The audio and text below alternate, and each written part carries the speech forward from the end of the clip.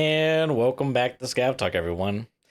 Today's episode, we're going to be covering the recent series of updates, balance changes from BSG regarding helmets, move speed, some armor buffs as well. And then we're going to talk a little bit more about Recoil and things of that nature, and a little bit of some things I've been looking into on the side. And then also the invisible player scav bug or I guess it's just a generic invisible player bug. We'll be discussing a bit. And then finally at the end, we'll be joined by a special guest, the man behind the Numbers of Tarkov, the one that started it all, pioneering the spreading of knowledge and information of hidden recoil stats. Giga, how's your week been? What you been up to, man? I'm excited. It sounds good. Yeah, my week's been really random. I think maybe it's partly my own fault because I made that video like 5 guns that are actually a lot better now than the other guns in the game. Thank God I didn't use that as a title. That wasn't very snappy, was it? But there were some like random gun buffs, but it meant that I ended up going and buying an AK 101, a 103, an MCX, this, that, the other, So then I'm sat there, in the first stream after making the video, just like, right, my stash is just like full of random guns and I just can't bring myself to sell them. So I'm like, we should just try them all, right? Let's just try and use them. So it's like one raid is like a 103, next raid we've got a G36C and like the most ridiculous ergo configuration that you'd never ever want to actually build. You've got like the MCX. You know what? One thing I will say that slightly or maybe a little bit sad was that I thought in my head that the MCX with the M62 round, I thought it was better than 5.6A1, but it actually is exactly the same / very slightly worse. So there really is no point using it. I thought there was slightly more damage, but 5.6A1 just has a lot of damage. They've got the same damage between the two. So there's not really much point using the MCX when you've got so many other 5.56 guns at your disposal, other than the fact that you don't have to do the cult part, whatever. So you can use the MCX with M62 without it. Anyway, so I've basically just been using like tons of different guns and having a look at a few different bits and pieces. I've also got a lot closer to finalizing this like ballistics model. So anybody who watched the BCP TCW video that I made, I've got some kind of funky time to kill like sort of distribution curve things in there. And I think I'm really onto it. Before I used to have to go and like change this and change that and like estimate this damage and estimate this based on like information that I've got. But I'm started now to like be able to feed these things into each other so that I don't have to go. Like it used to take me ages to produce them, and now it's getting a lot more. It's getting a lot more automated, and I've got it up to like shot 8 and that kind of thing, and a lot of the stuff just feeds through. So that's quite exciting. So I can do more advanced sims now, which is pretty cool. But yeah, I've just been doing like random stuff in game. I've been trying to level up. I think I'm level 35 now because I've really taken a bit of a step back after the first couple of weeks.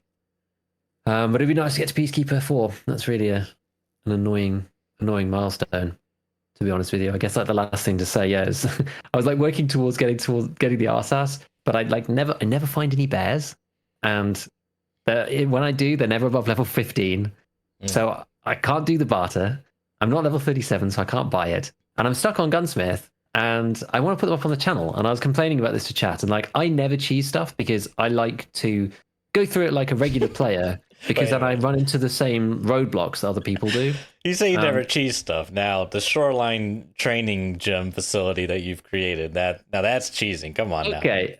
That's different, though. That's different. You know what I mean? Like, that's like, okay, maybe cheesing is the wrong word. Maybe cheesing is like not the word I want to use. I know what you mean, though.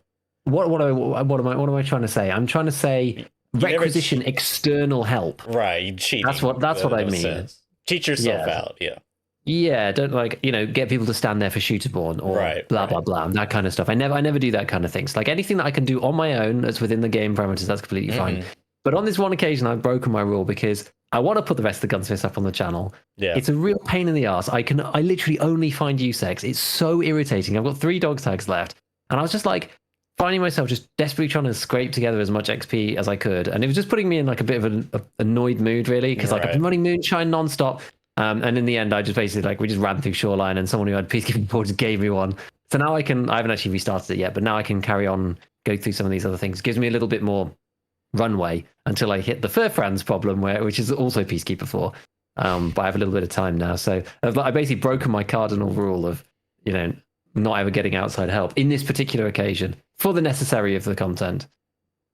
But yeah, I don't know. I was just like, I feel disappointed in myself when it was even necessary.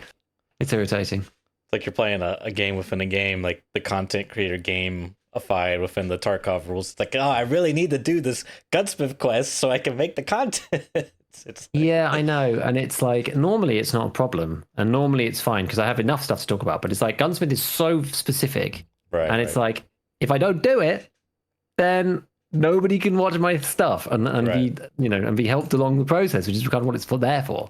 Because I'm stuck. So, I mean, I'm sure the vast majority of people aren't going to get to it anyway. Like the bulk of the players aren't there yet, which is fine. But even still, it's just like, it's irritating. It's irritating. Yeah. So yeah, we caved. We caved. What have you been up to? How's your week been? You been playing much Taki, or you've been delving into the dark arts some more? Yeah, dark arts delving for sure. I don't think I've played any normal Tarkov. I've been trying to learn more about how this stuff works, and so mostly just backwards engineering, and it looks like, because a lot of it is it looks like the 3 file types that I'm primarily messing around with, which are just text based, would be like JSON and Java and TypeScript, which I'm not certain if TypeScript is something related to the more modding stuff or if it's related to actual Tarkov. Because it looks like when some of the newer versions of the Tarkov single player came out, there was a lot of mods got killed. I mean, this is like a classic thing with like, I remember this in Dota 2, right? I used to like, was like kind of like a lackey, you could say, in like this modding project, and like clockwork, man. Dota 2 would come up an update and like it would just break everyone's mods. All the Steam Workshop mods would just be broken. And so everyone had to like, spend time figuring out reverse troubleshooting, no help from Valve whatsoever. It's just like, yep, sorry. So, anywho, so I think there's something like that kind of happens, but so there's like a lot of old mods that I would like. There's one, dude, where when you extract, it takes you to the next map, and it also has traders associated with each map. So if you take like the, let's say you take the factory extract on woods. Normally you need a scav, but I'm sure they have some workaround with it. And then you would go to like factory, and then you would have like mechanic associated with that. Like it's like the mod that like, or the rule set that like I've originally thought of and like want to like play, but it's like all there. But anywho, is that like so between the raids? So you leave woods, you go back to your stash. Yeah. You only have mechanic in the menu. And then they got like, dude, they got like some crazy stuff, like kind of like how you talked about, where it's like you're like in between and you like have sort of like an in between phase, like a stash, and like you can craft stuff in between. Like it's all like, I didn't look at it thoroughly because it's not supported in the newer versions, and I don't think you can really get the older versions, at least not through ways that I know how to. But anyways, long story short, yeah, I've been tinkering around. It's kind of, I don't know, it's like there's so many cool things, which I'll talk about later a bit more, but it does really suck. Like, Tarkov's not really a single player game at all, dude. Like, yeah, it's really not, because the quests suck major dog, obviously, right? But they're basically there to like force people to like conflict between players, kill bears, kill USECs, kill PMCs, go here and plant this. They're not like your traditional single player quests with a lot of like story and depth and that. Anyways, so that's kind of been like, okay, yeah, this really isn't, this isn't like quite what it could be in like another, it's not like I'm taking a Fallout New Vegas and slapping a mod on there. That's like a whole new campaign experience. Yeah. It's not really the same. So I'm just like torn because there's so many features that I'm just like, God, I wish this was in Tarkov, but it's not. So I don't know if I can. I don't know what to do. So I'm mostly just I'm at a point where I'm half playing, half learning how to do stuff, and yeah. Well, I don't. What's the final outcome? I don't know. Yeah, exactly. I think it's interesting to be able to like make these changes though, and just try and like see Yeah. how stuff works. It's like the same reason why it's interesting to just know what the stats are in the first place, because then you can really compare rather than just being like, "Wow, this feels like this," or "This feels like this," or just like various things. Like in the numbers what is actually happening, and then that allows you to. I don't know. It's a different perception, I guess. Like you can be swayed too much by the numbers as well. Like there's a fine balance to be had, I think, because there's certain things I've noticed this in the past. There's certain elements like if you look at the RFB, for example, in a vacuum on the numbers, it looks amazing. Like the gun looks insane. But when you combine it with like its actual real vertical recoil and stuff like that, like it's and the way that it mods, it's not really. It doesn't get top tier, obviously. Right? I don't think it's even possible to get it below 100 recoils. So that has a huge impact on the weapon. So without those stats, it would look awful. So it's quite interesting sometimes how you really do need to combine both what you know there and like the practical experience of using those guns and see how they feel together in tandem, because the numbers don't tell you everything about like the feel of these things. It's quite an interesting one. Yeah, I don't know. But yeah, I mean, where you go with it and like what you do, I'm not sure. I'm not really sure. Yeah, it's like it's such a weird place. Right now I'm like leaning towards kind of what you said, is like come up with some type of like it's one thing to have an idea and then like present it, but then it's another thing to be like, here's an idea, here's it's actually implemented, and you know what I mean? Here's like values I changed, because it's actually I'm actually like pleasantly surprised. There's a lot of like properties that they have, like it's like they really like covered a lot of stuff. Like the guns, for example, have like a property that's like is attached to shoulder or has shoulder contact, true or false, Okay. you know. Even though you really, And that's in the base game.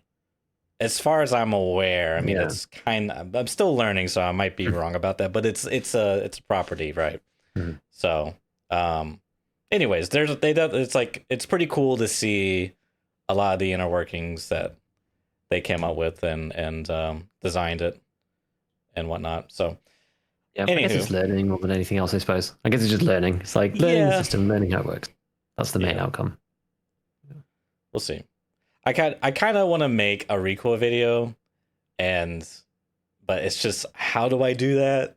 And like you know what I mean, without like it's just that's kind of tripping me up a bit, and then um yeah, I don't know, because Do you mean how, as in like how to make the video, or how to do the things you want to do? it's a bit of both. Okay. Because like ideally, yeah, that's the challenging part, because I think when it comes to Tarkov single player, if you're actively promoting how to do X, like how to install Tarkov single player, then I think that's just like copy takedown. You know what I mean? I think you just get a takedown notice instantly. But if it's like kind of more vague and like, because there's a video of showing off like a bunch of different guns, like a FAMAS, L82 or L85A2, like all these guns that are not in Tarkov but they have like animations, and the guy is just like, and it has tons of views on it, and I'm like, how is this one not taken down? But like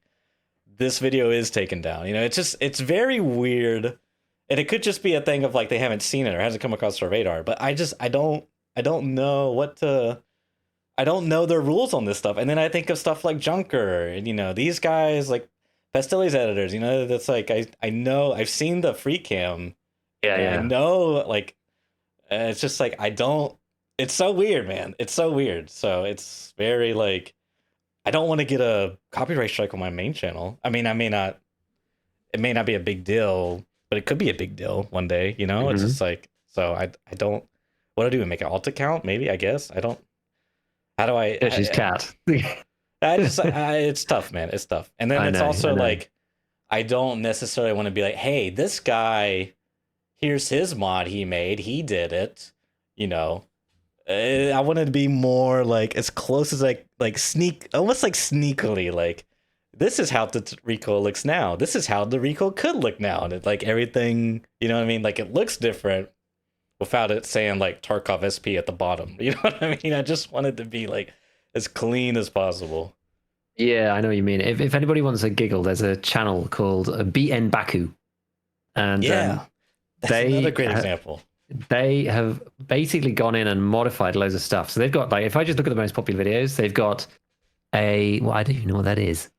It looks like a Saiga. It's a Saiga 12 shotgun with some kind of. I think it's something like the Hybrid 46 just rammed on the end with the drum mag, the 20 thing drum mag, but it's got 40mm grenades in it instead. And then they've got the 60-foot shotgun where they've just added attachments. They've just basically unrestricted the attachments and then just added attachments like a million times so that it's like incredibly long.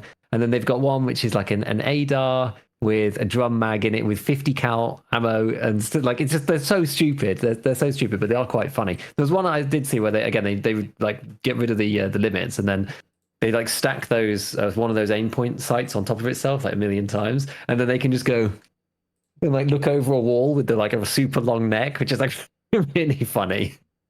So that's a good laugh. But yeah, so I mean it's difficult. I think so long as you're not like promoting the install of it or whatever, you can probably do what you want. To be perfectly honest, you're probably just fine with the radar. Yeah, it's really hard to say. I actually, now that I'm glad you brought up him, because I always like kind of forget about him. I don't think they've made stuff for Tarkov related for a while. They went through like a phase of making loads of stuff. Yeah, and I haven't seen. Let me just see. Like, That's what was how the it most looks. recent one? I mean, they've done some Tarkov things. They've got Tarkov Curse guns 4 months ago. It looks like 4 months ago. Yeah, that was just like not the normal white guide thing. Yeah, it was about 4 months ago that they actually did some stuff. So it was they went through a series of doing all this kind of thing like in the middle of last year, and then seemed to have just like got bored and stopped or whatever. I guess there's only so many meme builds you can make. I mean, they did incredibly well. Like, well, the best one, the 40mm grenades one, got like 500,000 views, which is absolutely insane. But yeah. So but yeah, it's definitely like they never mention anything about it. I don't even think you can necessarily tell that it is. You know, it doesn't say, other than it being like ridiculous, right? Right, like, exactly. People are just like, how is this possible? You know, and it's like, well, they just say magic, I think, in the comments. But yeah, it's interesting. Well, yes, we shall see. We'll all wait with bated breath to watch Church's channel pop off with interesting content. So outside of that, we had a few changes since we spoke last time. I don't know where you want to start specifically, but I mean, there were a couple of guns that were tweaked. I guess we can talk about that first, because that was partly why I was using some of these. And I think these got snuck through maybe the day after we recorded last week or something. So we can just go through it quickly. But I think the MCX actually got improved again. So there's a couple of guns that got like a second stage improvement, which I think is pretty interesting, to be honest with you. So the MCX got improved again a little bit because there was a lot of guns that weren't very good in general. For example, the AUG, and then they got changed, and then they got changed again because like when they did the first like flat reduction of horizontal recoil, it clearly brought in some weird stuff. I think like, did we talk last time about how the SCAR went to like insane levels and then it got brought back? I think we talked about that. But then you have like the MCX, which got brought down to basically the same as where the other assault rifles are. There are some that are better, but it's kind of about in the middle now. The only issue with it, so after using it, I think the one thing that's maybe I overlooked slightly about the MCX is I haven't used the M4 for a long time. That's a very important starting point, because the 800 RPM thing actually makes a mess of lots of stuff.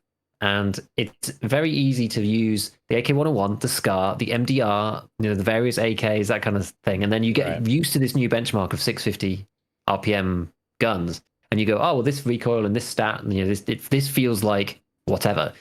And then you pull out something with 800 RPM again, and it's like, it's just like all over the place. You're like, oh my God, like the extra 150, it just ruins a lot of things. So even though stats-wise, it actually doesn't look too bad. There was actually, the vertical recoil was actually nerfed on it slightly, but even still, with the horizontal recoil being sensible now, it's still affected by that high RPM. You know, like I haven't actually gone back and used the M4 just because I don't really want to. The stats are kind of even worse than. Well, I guess they're about the same. I guess they're about the same, really. But yeah, it's like I don't feel compelled to go and use 800 RPM. I'm not in a situation enough where that matters in CQB, but I'm in enough situations where like you just can't full auto properly over distance, and it vibrates too much, and blah blah blah. So yeah, so I mean, it's a much better now, and it's more competitive. I think with the AP rounds, it might actually be quite good. There was the double buff, which again I can't remember if we spoke about this before, but it used to have like 10% extra recoil on the ammo, and now it's only like 3. So given that we spoke just before we started, I think, about the MCX, where 56A1 and M62 for the MCX are basically identical. The MCX has 1 less pen. Again, there's no point really using the MCX until you're using AP, and you have to craft it to get the AP rounds. But once you do, it's kind of a double buff because the MCX is better, and the rounds now don't give you 7 extra recoil like they used to. So it should feel even better with the top rounds. So you can't buy them off Peacekeeper anymore, the AP? Nope. That kind of does. Which, yeah, it does suck. It does suck. And it makes it really tricky because then you're just like, well, I can, like, do I craft that? Or do I, like, if I'm crafting something, you're then in the situation of, well, I either just craft that or I craft BP. And BP has more damage. 1 less pen, but at that point, it kind of doesn't matter. The extra damage does make a difference against class 5, unfortunately. And the fire rate means that you use the rounds more, and it's complicated. It's just complicated to use it. So I'm just not sure whether it's going to be viable. I kind of wish you could get like 20 rounds of Peacekeeper 4 or something stupid like that, like to try and get you to like stack your mags or something. I don't know. That's kind of where I'm leaning towards now. Is like I feel like maybe, but then I just feel like you're just gonna have the same effect where you just cycle the traders. Like you literally every reset just buy all the AP, even if it's like 10 or 5 a stack. It just until you have matter. enough. Yeah, you just then you run it. Yeah, it's tricky. It is tough. But anyway, the AK-101 is insane. If anybody is at the point where they're not as worried about cash, I'm probably going to make a video about the AK-101 once I've used it a bit more, because the gun's absolutely insane right now. It's just crazy because you can get to lower vertical recoils than the Scar. You get better ergonomics. You can run it unsuppressed if you want, because you can go with the RRD muzzle, and the horizontal recoil on this thing is now it's basic. Practically speaking, it's the same as the Scar, but you can get better vertical recoil. So it's outrageous. The 101 is insane, and it's got the 650 fire rate. So it's pretty bonkers. Like the 102 technically has a slightly more controllable, because it's like, for some reason, the 102 is 600 RPM and the 101 is 650. But in the past, I actually probably should go and retest it. In the past, when I did test it, it made like no discernible difference. The auto control kicked in enough for the 650 for 600 not to be worth taking that like time to kill loss, if that makes sense. Like it didn't. You felt that 50 RPM because you're getting quite low there with 600. And when you're using 5.56, it does start to chug a little bit, and I didn't think it was worth it. And the 101's got better stats anyway, right? Because it's the long version, and ergo isn't an issue on it, so there's not really any requirement to use the shorter version. The only other thing that is kind of interesting in the gun recoil stuff was there was an actual vertical recoil change on the 74U series. Now they have respected. So in the past, the 74U was the worst one.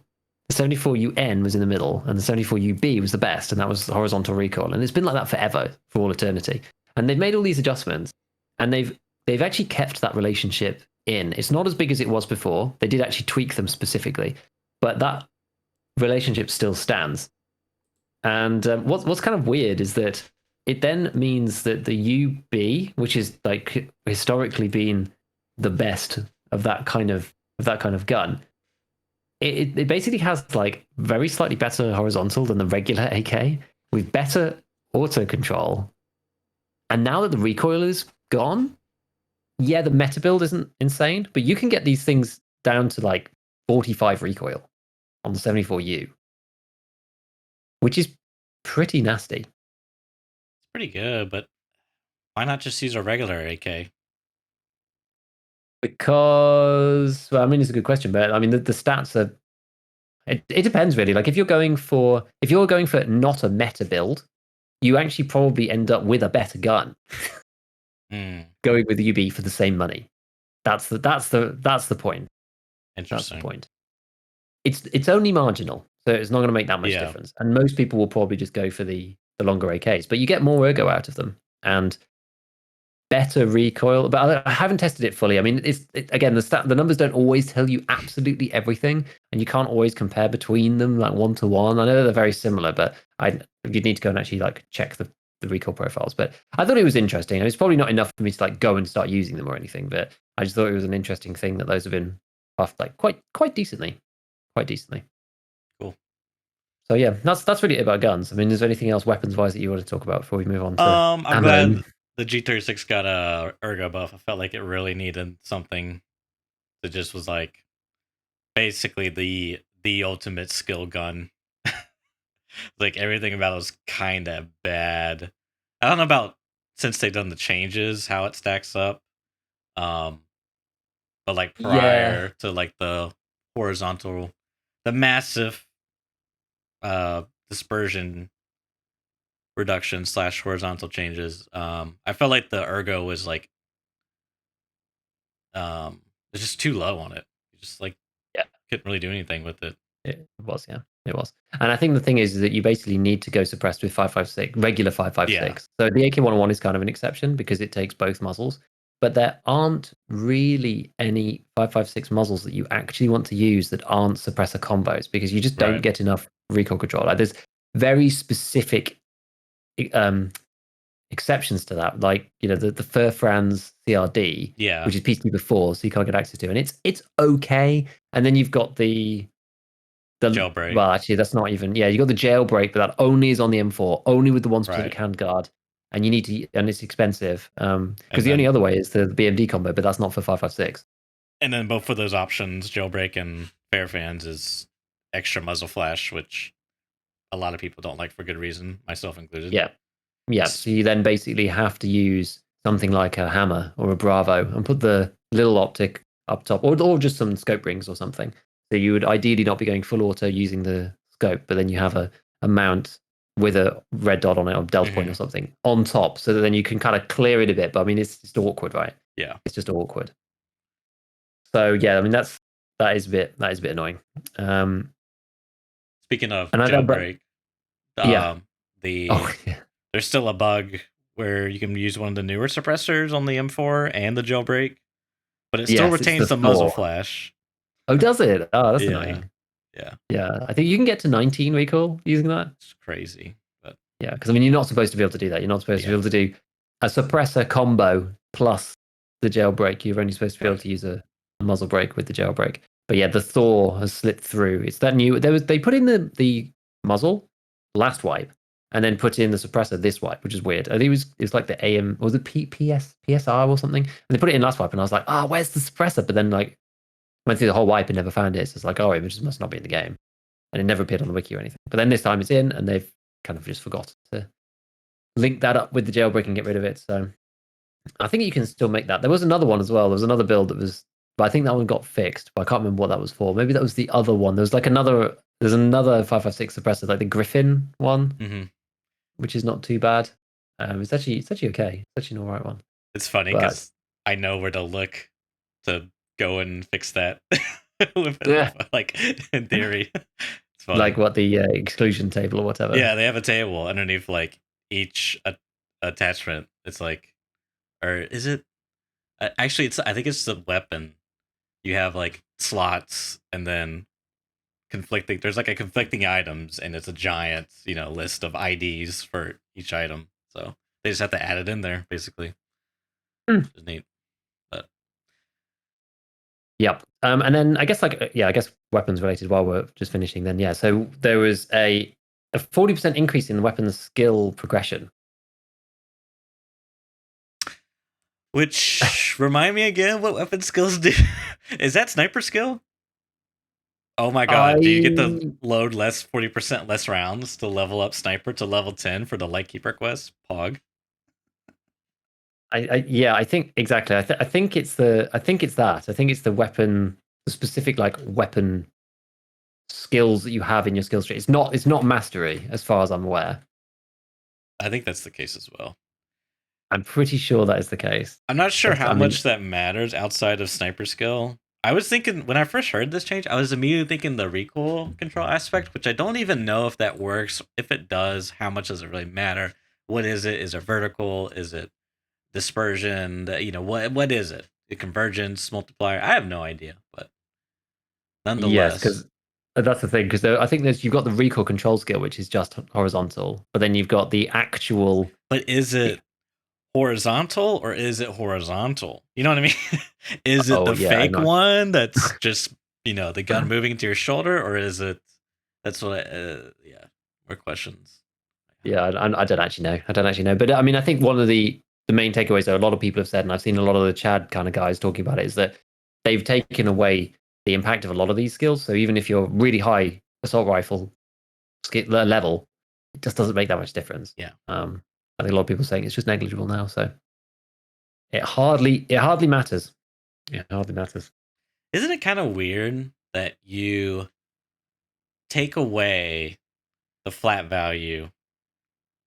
It's like I'm gonna nerf the suppressor for the M4, for example, and then the next update. Okay, let me not use nerf them both. I'm gonna make this suppressor worse by changing it to where it gives less recoil reduction, and then the next update you buff the M4's recoil and lower its reduction. You know what I mean? It's like it's isn't it that kind? Because they basically took the raw recoil reduction skills, lowered them, and then now they level faster. Like it's not quite the same apples to apples comparison, but isn't it kind of a weird thing when you think about Yeah, why not just remove the first thing? I don't know. It's just interesting. Is I'm again, it's the we have 20 levers, I know. and so just pull the ones that we feel at the time. There's many levers to pull. So how much have you looked into the BCP CCW change? This one is actually kind of cool. I Dude, think it's I interesting. was I think it's too late actually, but I think it's still kind of cool for the future. I was hot on the it was hot on the press on my desk when I saw. So Logical put out a couple tweets and then he like pinged the Discord that he has, and he was like, I'm not pushing this out because I think it's a bug, but for like 30 minutes to an hour, BCP had 50 pin. It was pretty funny. And It I was was watching pretty funny. Jesse and he was testing it, and he was like, I think it's a bug, guys. Like, this can't be right. And then he one shots the U lock and he's like, oh. And he one shots the other U lock. He's like, oh, okay, bye BPC. Uh, Yeah, there's a bunch of people in the various discords who were like buying loads of this stuff, and I was like, guys, like when this gets changed, it's just going to be worthless. yeah. I don't know how that happened even. And like somebody like just fat fingered it and put 50 in with the pen. It's quite Dude, entertaining. honestly, it you look at it's just like everything looks the same. It's literally like tables and it's just like, values, and you scroll one move to change here, scroll back to original position, and then you look at your other monitor, come back, and then yeah, it's like totally what was I doing again? Oh yeah, this seems to be 50. It's like totally yeah, Yeah, it's I quite get funny it. because I think in the initial iteration of the changes, BCP actually kept 80. So it was 88 damage before and 31 pen, I think, is what it was previously. In the first change that they made, and this is why I actually ended up like putting out the video the following day, because I was like, they keep like messing around with this. So the first time they changed it, they left the damage as it was, and they put the pen to 36. And I was like, whoa, that's actually massive. Like Yeah, the it's fact pretty that it's good. still 88 damage with 36 pen. Then they did the weird thing and they changed it to like 83 damage, but 50 pen for a while, and it was like that for half an hour. And then they changed it back again so that it was still 83 HP damage or flesh damage, but then 35 pen instead, which is weird. So I ended up with like one less pen than the first change, which I was like, well, I mean, it doesn't matter that much. It is kind of in a sensitive spot, the 35, 36, 37 thing. So it's less But the consistent at one-shotting like class 4 helmets, but but the damage is still 83. yeah, I think now, yeah. See, Yeah, I so the damage is 93. I kind of don't like that. Like I kind of liked how I guess it's kind of the same thing, honestly. At least with the old one, there was a chance you could roll. Maybe. Actually, I don't know because there's a lot of variables. I don't know. I miss What do my you old. mean? Huh? What do you mean? What was with the old one? Well, the old one was like 8831, 88 Yeah. damage, 31 pin. If you're hitting class 3 with like blunt or not blunt damage, but it's like in that really like not only do you got the chance rolls is not in your favor, but even if you do roll, because it's so close to the armor type, it's gonna like absorb a lot of Yeah, like the you're never going to one shot somebody with that. yeah. So Not ever. Not ever. 88 is way too close to the threshold. like you could one shot class 2 probably, I would imagine It'd be within really I within think like very close. 5 meters maybe. But anyways, my grand point is I really miss M80 LPS one tapping the thorax. Like it's a freaking big round, man. I don't know. I just realism read, but anywho, I kind of I don't kind of think wish they brought that back, but like for a very low level round, if you like frick someone's armored up or their armor got messed up, and you were like a low level player, you had this like low level round that like it doesn't have that great pin, but like it has a lot of damage. Because like it's so weird. Like who wants a flesh damage round TCPW that has no pin? Like who actually wants? yeah, nobody. It's like Ultra Nozzler, right? 107 damage with 15 pen. Nobody ever uses Yeah, that it's like round. what was this like? You would have to if it was like 180, maybe I consider it, but 107, Maybe because that is like a shotgun slug or something. Yeah, yeah. 107 is like it's too low. You need to hit somebody 4 times in the leg for them to die. You can't really use it for leg meta. That's the thing, like because You it's not can't. an SMG. Well, Like you're not gonna like 7.62 NATO. So it's like, what are you gonna put that in that? right. That's what I mean. It's Like, like I don't know. I kind of wish I I I don't know. It's weird because the the mod, the realism mod, it uses realistic values or whatever. But anywho, the all the rounds are actually very similar. But what's different about in terms of damage and pin? But what's different right. about them is sort of like the subcategories, like how it affects the rate of fire, how it affects the muzzle velocity, Okay. recoil bonuses, and which mind you, muzzle velocity affects damage. So like if it has more muzzle velocity, then it's like essentially a damage boost. Recoil accuracy, durability burn. Like a lot of these stats are like really cranked up. So it's much more like a lot of the guns kind of shoot, or a lot of the ammos kind of like do similar things in terms of damage and pin, but like there's variations on kind of these other smaller things, which the kind of the effect of that is I'll just load whatever in my like it's weird looting Warmage, like oh this is actually good ammo, like yeah this pins is good ammo, but it's just like kind of a weird thing. So I don't know. I just kind of feel like sometimes the whole like groups they got like your standard round, and they got like your high pin round, and they got your flesh damage round, and it's like SMGs kind of lean towards the flesh damage, and everything else is like high pin. It's Yeah. just like very cut and dry. But Yep. Yep. Exactly. And like I don't know. This change is interesting because it's better for the caliber. Like as a standalone thing in a vacuum, it's actually less interesting now from a game design perspective because now BCP is the only game in town. You used to have to make a compromise. So when M80 got moved, you used to have to be like, okay, am I going to use TCW or am I going to use BCP? And TCW will probably pen more often because it had like 34 pen, but it only had 60 odd damage. So you're like, okay, right, well, I kind of have to, I'm definitely going to have to shoot them 2 times, maybe 3 right. if they're wearing something like chunky. Whereas BCP was like, well, it's got 88 damage, but like the pen's lower, it's only 31. It's not that much lower. So like, do I want them to more damage? Like if I spray at somebody and hit them in the arm, like every time I hit them, their limb gets blacked out, which is like actually really strong. So previously it was like, oh, there's a bit more of a choice there. And then normally use Ultra Nozzler. But then now it's like, well, BCP has got 4 less damage than TCW at the point where it doesn't really matter because you're talking 83 versus 87. So it's kind of whatever. But BCP has 35 pen. So it actually has a chance of going through class 4, whereas TCW doesn't. So Like there's not enough. There isn't enough advantage on the damage point to take TCW now. So now BCP is worse. That being said, I'm not sure if I really care because I never found it that interesting a decision anyway. Because it's kind of a tricky one because you're like, oh, because it's just like not really. It's just not really a nice decision to have to make, and like neither of them work really well. Whereas Right. now it's like, okay, now there is a round underneath M80 that maybe you might want to use the RFB with.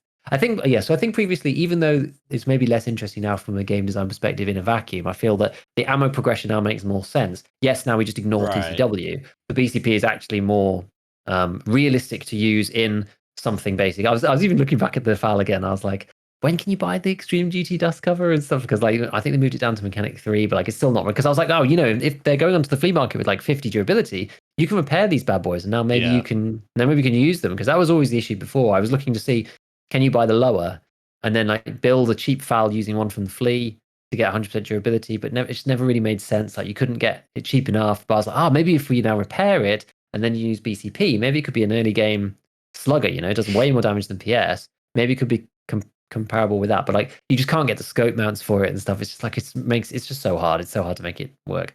But I think with the RFB it could be okay. So I think that's it. It possibly brings the RFB back as like a early game semi-auto weapon, but I think it's probably too late for that now. I think the wipe is already too long in the tooth after how long has it been? A month and a bit. A month about. I think it's now too far gone. I mean, maybe it's okay, but I feel like it's too far gone for BCP to really be great. I mean, it's all right. It's all right, but it's a DMRE type round, right?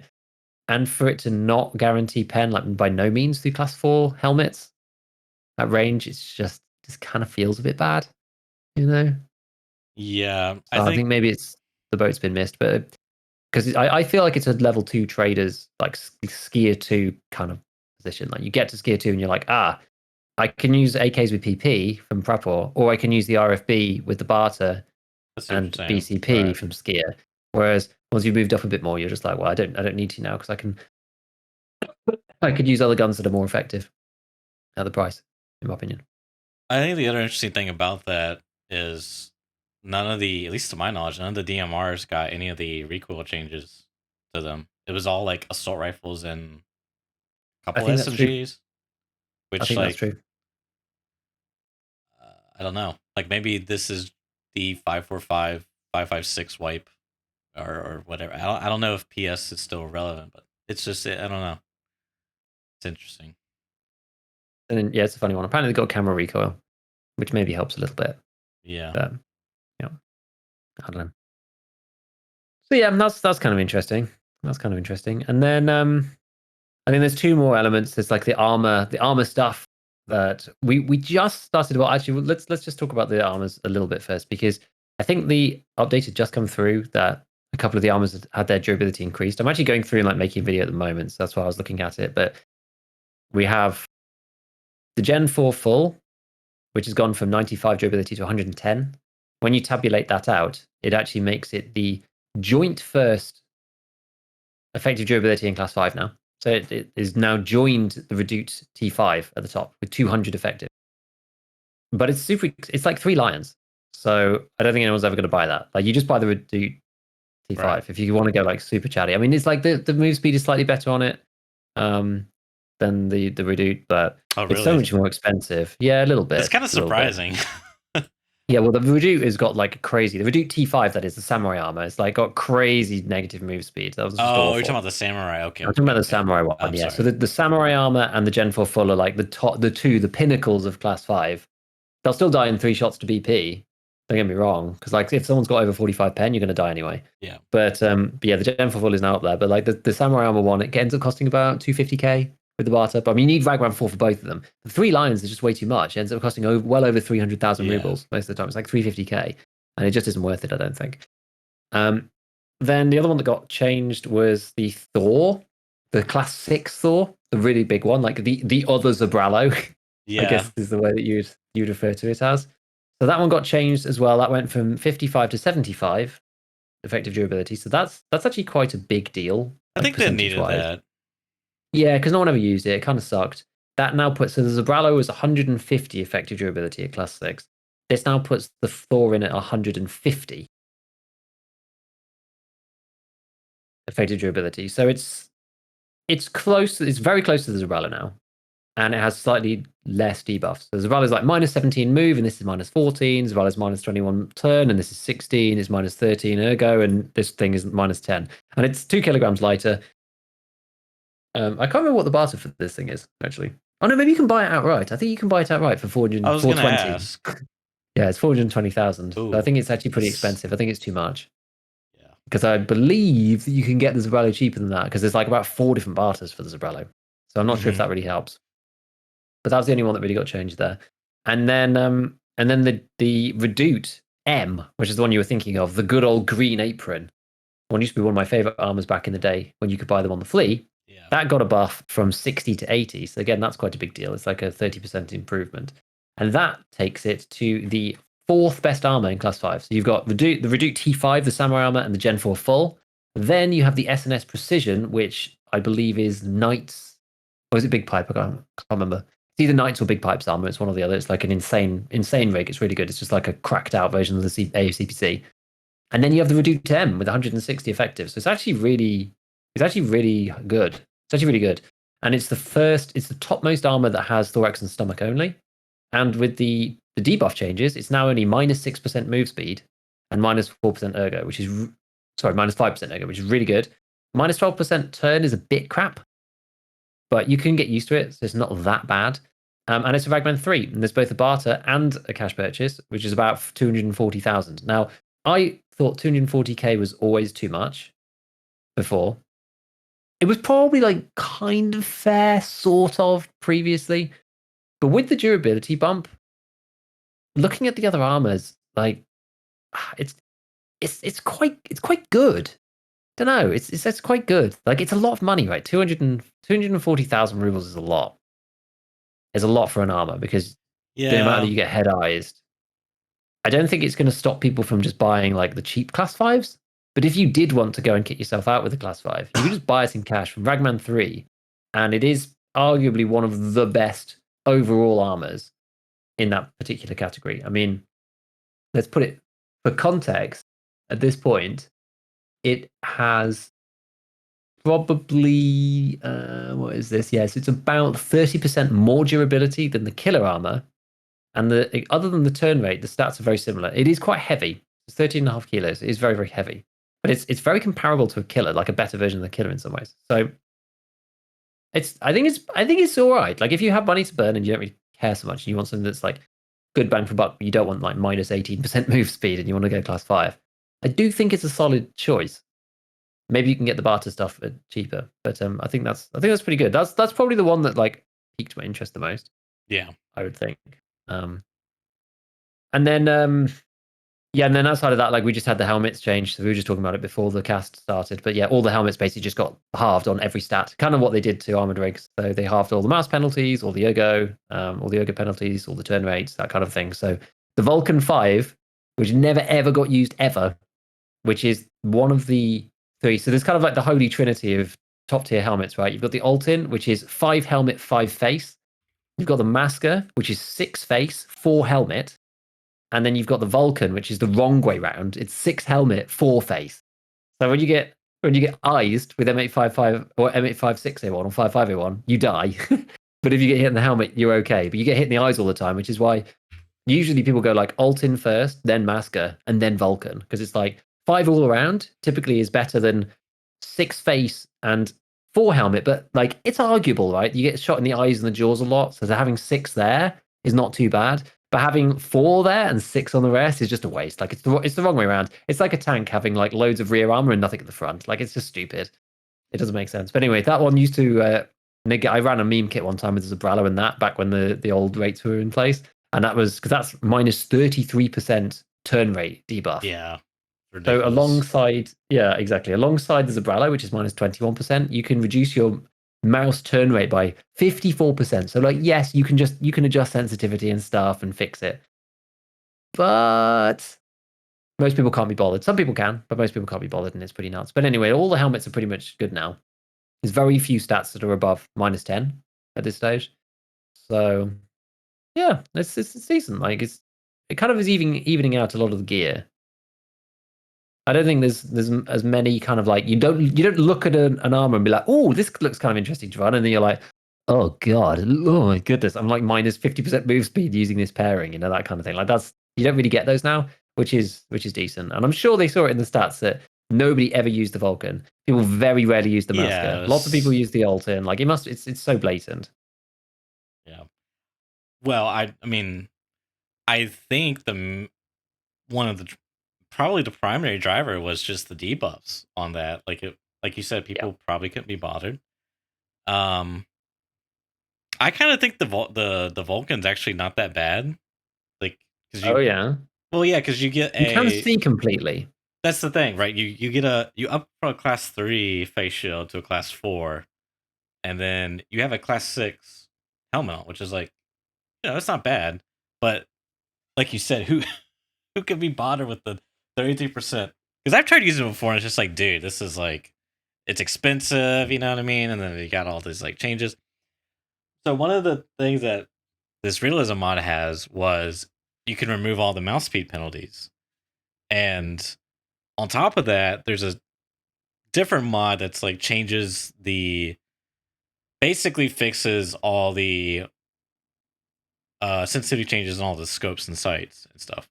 Because and there's actually like a baked in. I don't know if it actually does anything, but from what I saw, there's actually a baked in multiplier on like, I think it was a gun. Like guns have like some type of like, I forget, was it sensitivity or I can't remember what it was, but I was like, that's kind of lame. Because there was a period, I think they fixed it or they've changed it, but there was a period where like pistols, if you didn't have, and maybe even like rifles, if you didn't have a rear sight or a front sight, I think it was a rear sight, you would have like increased sensitivity for whatever reason. Yeah, it was really weird. So I don't know, but I'm not sure if that's still a thing. Anywho, long and short of it is, I playing with this, no mouse penalties. I found it so easy. Like, it's like, what have I been playing this entire time? Like, it's kind of like unreal. Like a scav yells at me, and I just like flick, and boom, he's dead. Like boom, headshot, boom, headshot. But it's like, I don't know. I don't know. I don't know why this is a thing. And like part of me thinks that, okay, they want to like have it to simulate where you're wearing this heavy gear and it's like hard to turn around, it's like you're bulky. Yeah. And I just wonder if there's like a better implementation, because literally I feel like if your game mechanic can be circumvented by a calculator, then it's not a good game mechanic. Because yeah, exactly. Those debuffs, like they should be part of the weight system and inertia and stuff. I just think like I genuinely think I'm gonna have to pull out a calculator now and like go to this website and do this change, because it's like, it's really eye opening how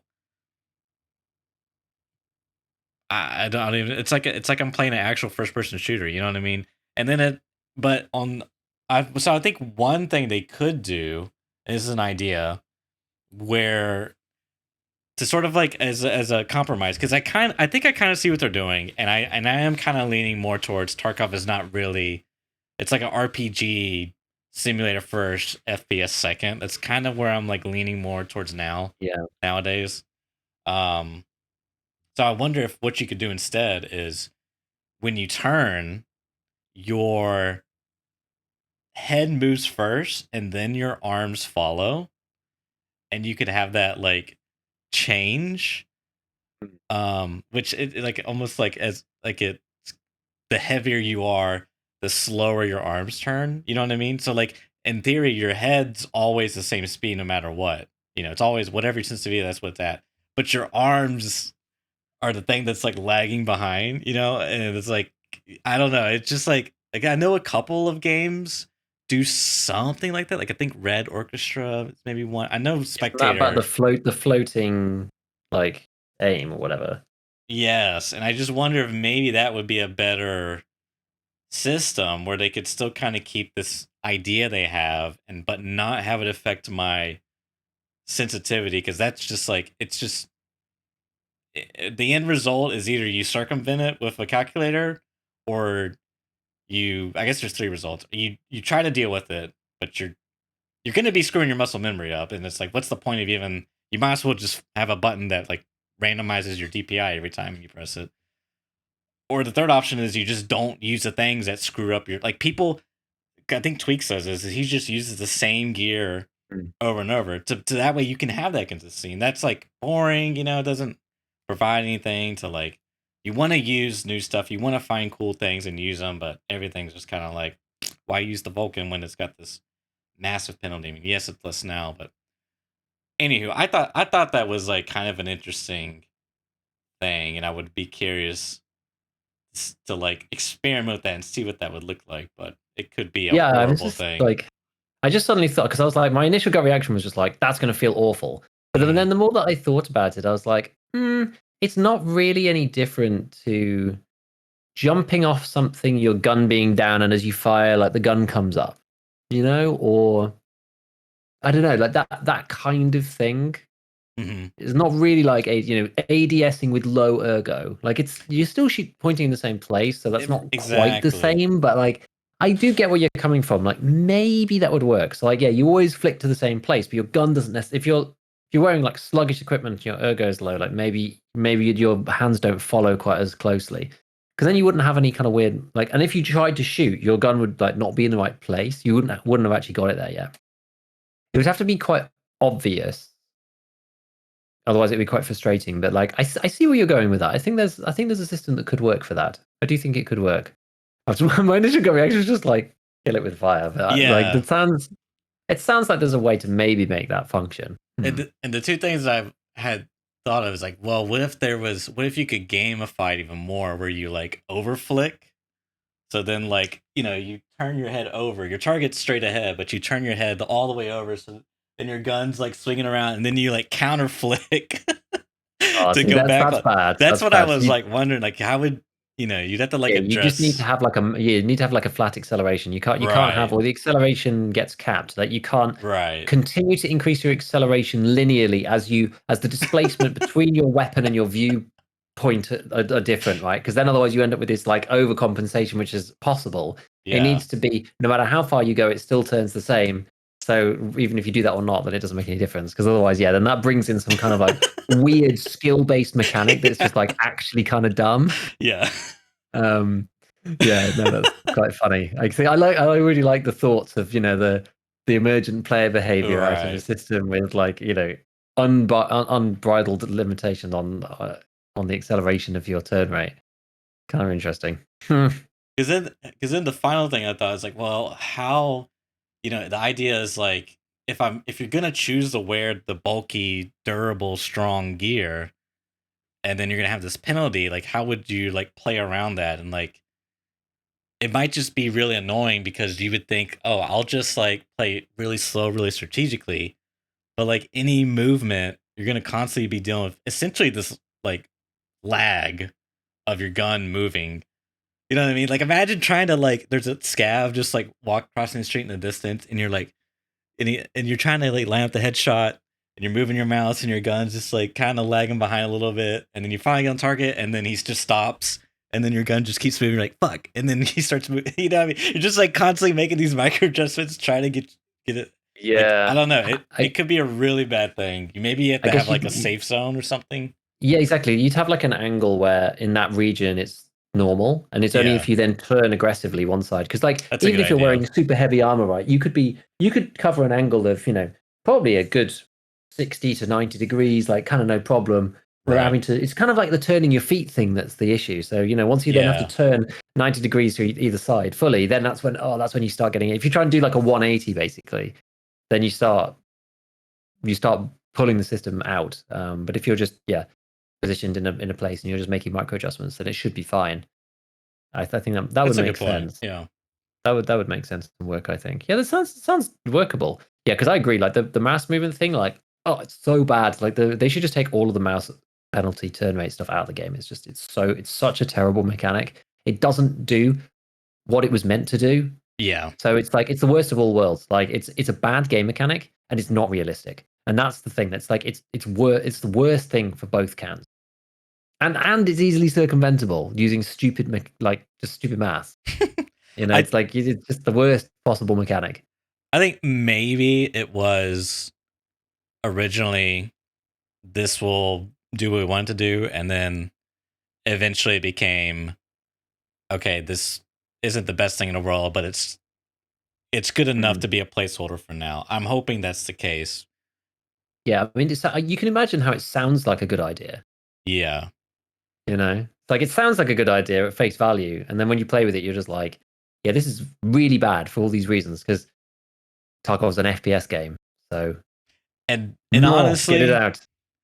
I'm like, part of me wants them to remove it, but the other part of me doesn't, because I think that just like instantly sends it into like full FPS skill based shooter. Because I'm telling you, man, I was like blown away just how like seamless it was to just like shoot things. Like a scav just yells at me and it's just like boom, shoot, he's dead. It's just like holy heck, what I mean? It's just was like, whoa, this isn't how it goes in Tarkov. You know what I mean? Normally it's like, you're panicking, you're trying to get on target, and it's just like, I don't know. I can't even explain it. It's just like such a surreal moment for me. I was like, wow, this is like a big thing. And now it's like, frick, I have to get a calculator when I go play Tarkov now and convert. Yeah, and that's the thing. Like you didn't know before what you were missing, and now you know. So now it's ruined the experience. Exactly. Now you're just like, to play normally, it's like, yeah, you can't go back. You can't miss what you haven't had. You see, so yep. Cool. Invisible players. I haven't run into this issue. Apparently, they fixed the major cause of invisible players in a patch. So the main cause apparently is gone. But I haven't had any experience with it. I actually was like, do I actually really want to play with invisible players? Like, it sounds like really bad. And no, I've had a completely fine time. I don't think I've had any at all. I've only had it happen once on streets, and the only way I really kind of knew what it was happening was because I've seen it happen before. You just basically just take damage. There's no sound. There's no gunshots, nothing. And yeah, I mean, I figured out. I was like, yeah, that was an invisible player, because it's just like I went up the stairs and then it's just like I'm taking damage, and it's just like, okay, yeah, this is just like what else could it be? You know what I mean? Really doubt that Scav was cheating. It just But as you said, it was kind of like scared, like, do I really want to play Tarkov? But I'm glad that they seem to have addressed it mostly, and they'll get the final things out. But yeah, it's just one of those weird bugs that feels like, I think it's like kind of always been in the game, but it's like such a freak occurrence. And then this swipe, it just, with all the spaghetti code, it just kind of like, it's appeared out of nowhere kind of thing. Like I had one really, like the only time I can think of that I ever had something like that was when I was like leaving from Shoreline and going out to past the lighthouse, and I got shot from like just no sound or anything. But that was a while ago, and it was perfectly plausible I could have got shot from a quite big distance. I had another really annoying bug though, and I'm pretty sure it's a bug and not just me failing, because I tried a lot and like looked at my keyboard physically and was just like, what is going on here? And I was on the streets fighting somebody outside the Sparger shop around the Pinewood Hotel area. I was outside in the courtyard. There's a dude in the door, and I like fired a load of flechette at him, and then he messed me up, and I was like, oh, I need to like get down, because we're like a decent distance. So I'm like, well, he can't shoot through the car properly at me. So I go to prone, not able to in that area. Apparently, nothing really there, but that piece of pavement, I need to go back and check it and offline. That piece of pavement would not let me lie down at all, and I was just like, what is going on here? Like and the guy was using 45 rip, and so it was just going doink doink doink doink doink doink doink doink, and I was like, why can't I lie down? This is insane, because like I need to like pop a protocol and like just like heal up the blunt damage and stuff. Like there was the two of them as well. They're shooting at me, and I was just like going round. It's like circles. I was like, freaking what the hell? Like that was so annoying. So I need to go back into offline and actually check that and see if it's a proper bug, because that was so frustrating. Like there were such bad shots as well. There was such bad shots too. I was like, oh god, and the fact that it was rip rounds and they weren't hitting my legs because I was behind the car. Like so, it was very difficult for them to actually do anything. So my arms were I was just slowly like getting chunked out. That was frustrating. But yeah, otherwise, I haven't really had anything, to be honest. So kind of been okay. I've still been enjoying Streets. I just want to play more Streets of Tarkov. I kind of feel like, I have to like go to the other maps, and I'm like, plug up to resort and grab some random item out of the resort. I'm just like, man, I just want to play Streets. I'm probably going to go back and play a lot more Streets now that I still need to get Peacekeeper 4 though. Really, yeah, I'll get to level 37, and then we'll play more Streets, because it's just such an interesting map. I'm like I'm so into it now. It's so good, and I love the Klimov extract with you go, and then you just walk out, and it's amazing. Like I unlocked Flechette finally from Jaeger, because I did that. I did the quest where you just kill all the scavs. It's after doing the factory office kills, and then you have to kill like a billion scavs all over Tarkov. It just happens naturally. So I've unlocked Flechette, and I was using Magnum a decent amount because I had a weekly to kill scavs with 12 gauge. So I was like, okay, like I don't have Flechette, but we'll try a few different things, and I tried a few different rounds. Like I also had one which was to kill PMCs in left and right leg.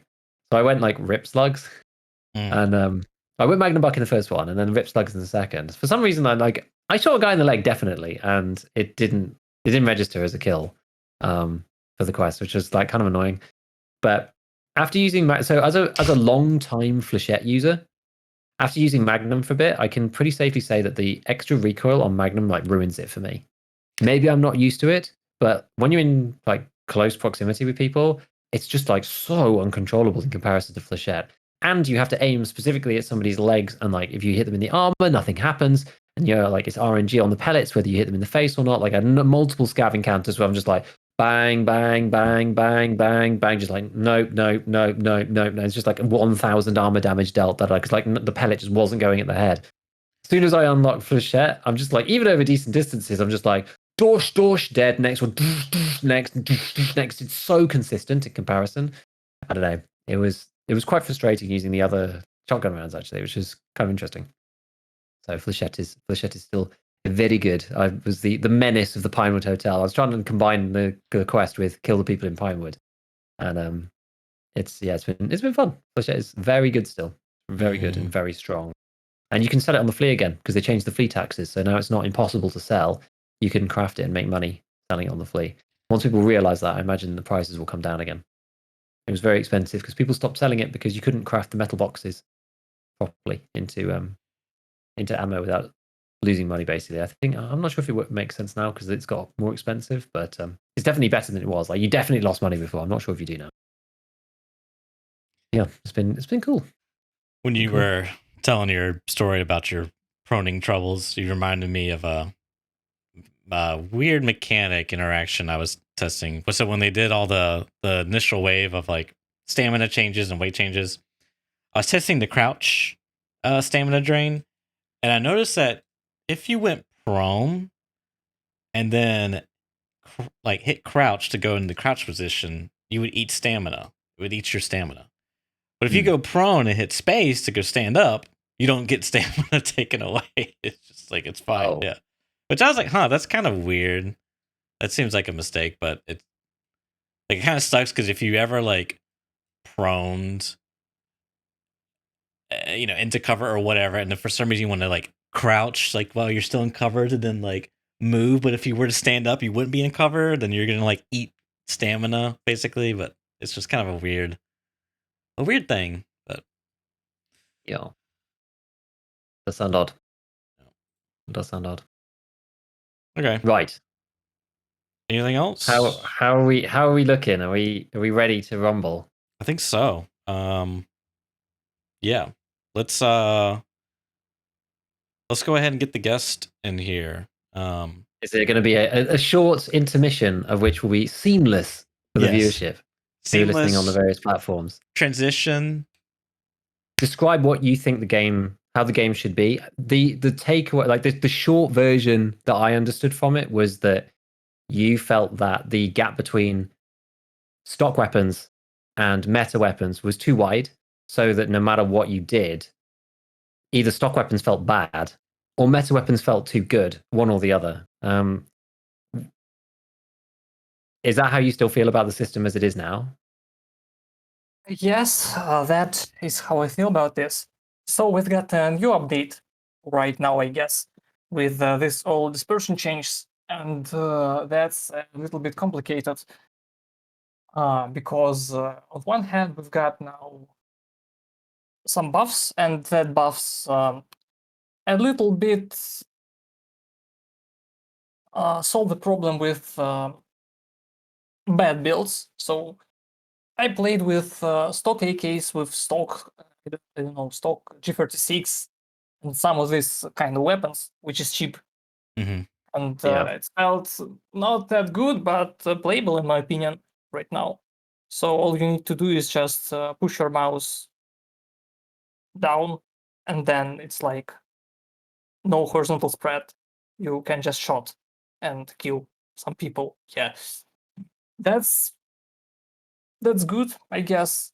But in other option, we've got say modding problems, in my opinion. So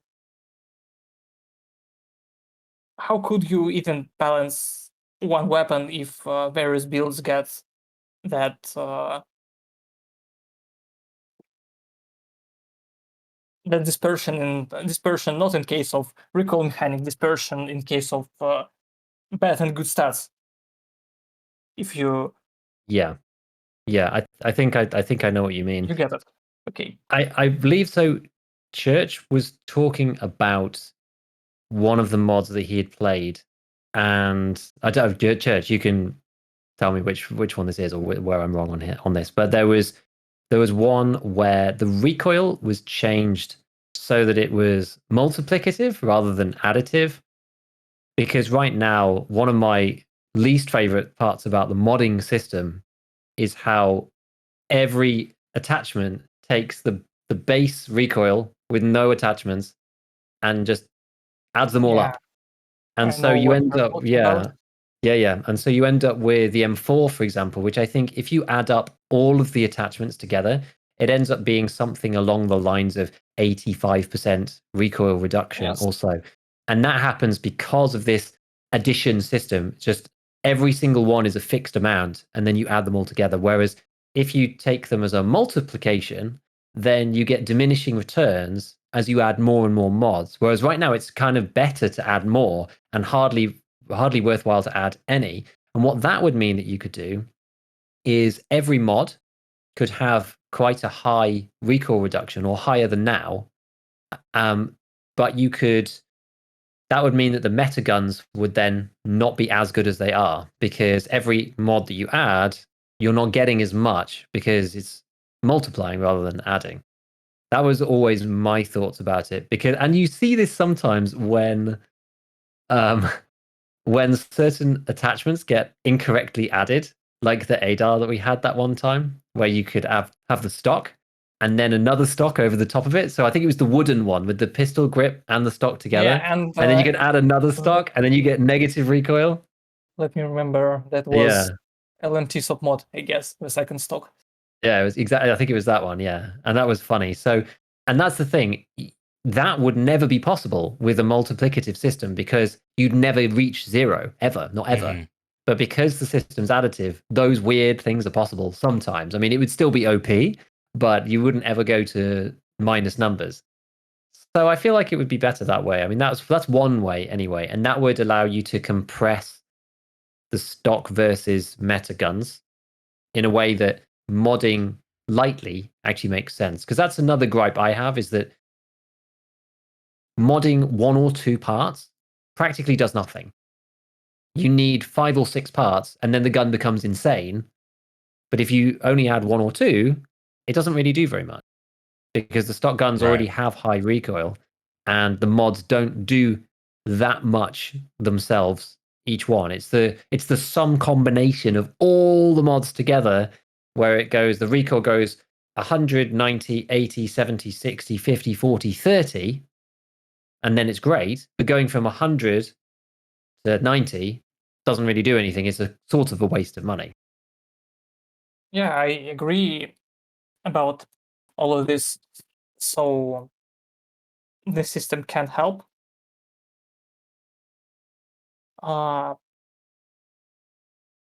One thing too I wanted to add that I noticed was with the mod that uses the multiplicative system.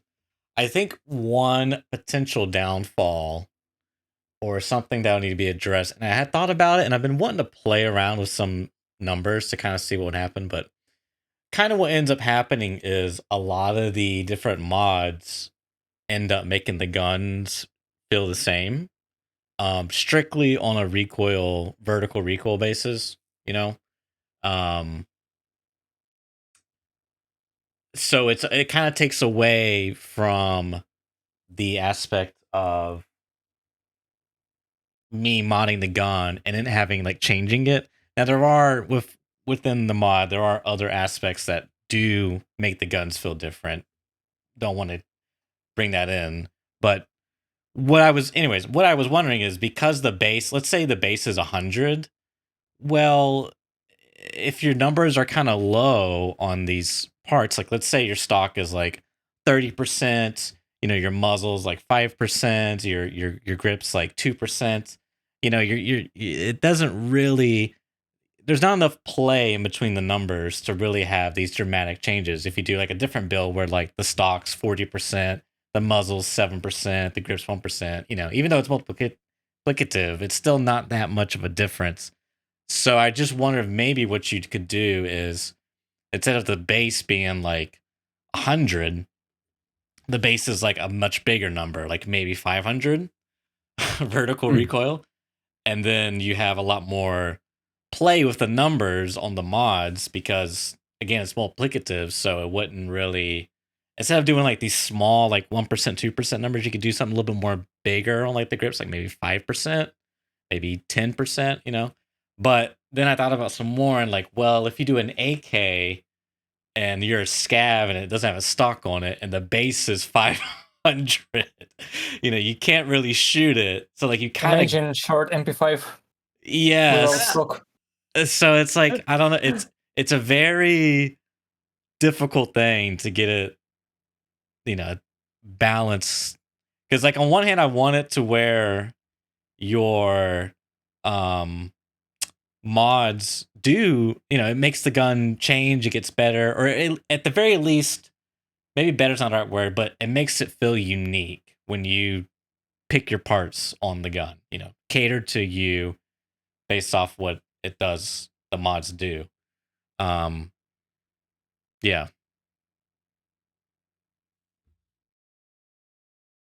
I have a question for you, Numbers. So, how much, this is a bit of a different topic, I guess, but how much do you play the base game EFT versus doing modding stuff and that kind of thing? Like, what do you generally do with Tarkov? Like, how do you experience Tarkov, if that makes sense? I played since last alpha patch. So that's interesting, because on my early game I played, I guess, only factory map because of my PC, and that's all became. Yeah, I upgrade my PC, so I will play. I was playing, I guess, in more maps, but it's all games to right now. Then I play factory again, and only Okay. factory. I guess it's the most fun thing in Tarkov to me right now. Ah, man. That makes sense. I do love a good bit of factory. It's true. It's such a good PvP hotbed, and with the expansion as well. But then, so I guess doing some of the things that you've done with the changes, did you get interested? Kind of like churches ended up getting interested in single player. Like, do you have a coding background, or what got you involved in looking behind the scenes and into the numbers and that kind of thing? Like, how did you know how to do the things that you do to look at those numbers, if that makes sense? Are you involved in the SPT project or anything like that? There were some luck aspects, I guess. I was one of them. Okay, one of my friends was the friend of the man who invented, I guess, the first build of that things. Awesome. Okay. So it's called if I don't mind, it's called like Tarkov. Yeah. Mm. There are built names, just Tarkov or Jet right now. It's the SPT analog, but there was only Tarkov. There Okay. wasn't some launchers that's just server, and I think it was patch 09, so really old patch. Mhm. And the guys data mine the client, so in this patch they found HK 4016. Mm. There are no 4016 in base game right now, but they found it. Interesting. I guess after that, BSG kind of stops adding in their clients things that are not in game involved. So yeah, that was kind of fun. Yeah, that's kind of cool. Okay, so that's how you got involved in the scene. That's interesting. That's interesting for sure. Because yeah, playing around, I think the one video of yours that I probably liked the most that I saw early, and I can't remember which one it is. It must be a very early one. I think it might actually be one that's not public on your channel. I think it might be a private video. And it's the one that explains what all the stats do. Other people have actually done similar things since then. There are other videos that you can find, but it pretty much all uses the framework that you showed about removing all the stats and just having vertical recoil, and then you fire once and it just stays there. And then the angle. I know what and you're then, talking about. That was hidden recoil stats video. It's public. It is But public. Okay. Yes, it is public. Okay. I want to redown this video, I guess, with voice lines as I get a time. So maybe. Yeah, because that was pretty good. I think there's one clip in there where you've amped the recoil up on one of the pistols or something, and it goes like super like round a bunch when you fire because Yeah, it goes that was too far. M45, and that was loaded with rebels, which was effect of grenade launchers, grenades. Oh yes, because there So was some that was cash stuck in explosion. there. Yeah, I remember now. I remember now. Okay, so yeah, there was something that Twitch chat reminded me of that we should also ask you about, and I think it's another interesting one because you had some really good ideas about ergonomics specifically. So if you want, feel free to give your take on what you think that should be, because I think it's interesting. I think it's a good system. That's interesting and that's complicated, I guess. So, as I said, we've got really efficient mods, but this efficiency firstly affects on recoil. So, in the system, then your mods allows you to down the recoil like in 3 and 4 times. You've got another option to build gun on ergonomics, but ergonomics are pretty situative thing. Yeah. So why do you build gun on ergonomics if you, in most situations, need to gun got a minimal vertical recoil? So yeah, and that's only one side, I guess, on the problem. The second side is that ergonomics are pretty situative. So the man who don't want to do ADS, and there are a bunch of players that do like this. They do not need ergonomics at all. So they just spray and pray with their lasers. Yeah. And that's because, and that's why yeah. So That's why you thought of the that's change. why I offer the change, which affects your non-ADS spread. Yeah. So the worse ergo that you have, the wider the spread gets when Yep. you're not aiming down sights, but effectively. Yes.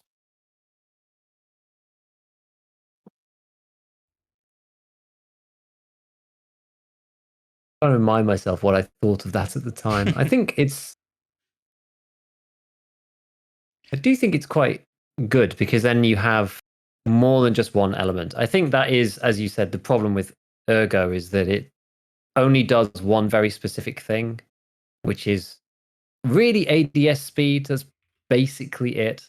It doesn't really do anything else. And most of the time, you care more about vertical recoil, and you get vertical recoil to the best place you can, and then you make tiny sacrifices to vertical recoil to get as much ergo back as you can. If you can sacrifice 1 point Yeah. of vertical recoil to get 10 points of ergo, you'll probably do it. But it's the dump stat at the end where you're trying to just fine tune the gun. It's like you change RK2 to the SE5 or like PRS stock to the Moya. So yeah, you'll exactly. never be using the GL core stock or something like that, which is ergo effects. Mm-hmm. Yeah, unless you're doing a meme SVD. Yeah, that's the only time I've ever. I kind of like this looked stock. at using So it. I visit one of our Moscow hunting. What is that? Game. Hunting show, I guess. Hunting Mm-hmm. exposition, something like that. So there are a bunch of guns of different manufacturers, and there are tons of dual cores, really tons of that stocks. So the whole Russia shots with that stock, and in Tarkov it's literally shit. Yeah. Yeah, I think that makes sense in your system because there is kind of this element in Tarkov of you want a short gun in like a very confined space. With the whole your gun clips the objects or the world or the walls and it moves it up or to the side. I guess it moves to the side. So you kind of don't want a long gun, but in reality you do because you get the lower recoil and you just hip fire and it's not really that big of a deal. Like I think the long guns, like when they hit stuff, they reset really fast. Have you ever like been aiming down sights and there's like a pole and or something and you just like move left and right, you move your mouse left and right and it's like you hit it but you instantly snap back the target and you just like keep hitting it and instantly snap back the target. It's kind of I feel like it should be affected by weight or length, how fast it snaps back. But anyways, my point is having a shorter barrel makes a lot of sense and having it be more accurate for hip fire makes a lot of sense given that you want a short gun, the high ergonomics gun, a really snappy gun in like a close quarter combat, and it have an accuracy bonus for hip firing. I think that makes a lot of sense. Another interesting thing about short barrels. We've got new buff, and we've got two buffs that I quite don't understand. I guess the AK-105 and the AKS-74, the UB variant. You know that with the PBS4 base. So in terms of logic, AK-105 is like a shortened version of AK-74M. Yeah. So in terms of logic, it needs to be more efficient at the close range. Right. Yeah. But this rifle having 600 RPM instead of normal AK RPM. That's one thing. And PSG don't buff this stuff, they buff dispersion. So now the AK-105 are quite more controllable and in terms of horizontal spread. And I don't think that makes sense. So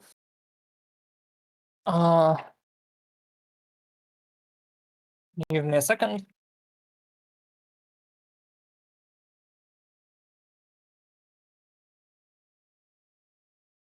Yeah, that is slightly better now. I do agree. What I'm talking about, I think the weapon balance should be set not only by balance, but by realistic logic too. So that's the two main points of Tarkov weapon balance, how it should be, in my opinion. So with guts and AK-105, the short barrel version of full AK, and it needs to be more efficient and close combat, literally by the logic, I guess. So, and the balance should be of this rifle should do this gun effective at close range, at least more effective than AK-74M, but it's not. Without So- changing too much, in the current system, would you just give it way more ergonomics, or what would you do exactly within the existing framework without going and changing the ergo system or anything? Like, how would you balance it now just with the existing stats? Would you change give it a better recoil control, like let's vertical see. recoil control? The AK-105 is like it's not another platform, just an AK-74U is. It's just a short version of AK-74M. So it's don't need to be way more another weapon. So I guess they should literally buff their RPM to the 74M values and return the dispersion values to the 74M value and reduce the vertical recoil. Not so high, but now I think it got 96, if I don't mind, and 74M got like 18. So I think they can set the 105 recoil to like 85. Like the AK-11 and 102 have difference. Yeah.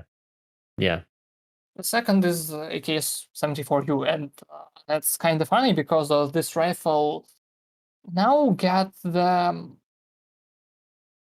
less vertical recoil in meta build than full-grown AK, and less dispersion full-grown AK. So yeah, it's kind of strange, and it's making no sense in my opinion. And that's another thing. You know that AK-74U is like another platform. So it's not just short AK-74M. And like AK-105. AK-105 is just short AK-74M. The AKSU is something another. You've got shortened piston on that. So there are more fast gas cycle, I guess. And that's why this rifle has a little bit more RPM in real life. Oh, that's interesting because it cycles quicker because it's shorter, got a shorter like stroke, or I don't know what you'd call it in the gun world. But that is interesting.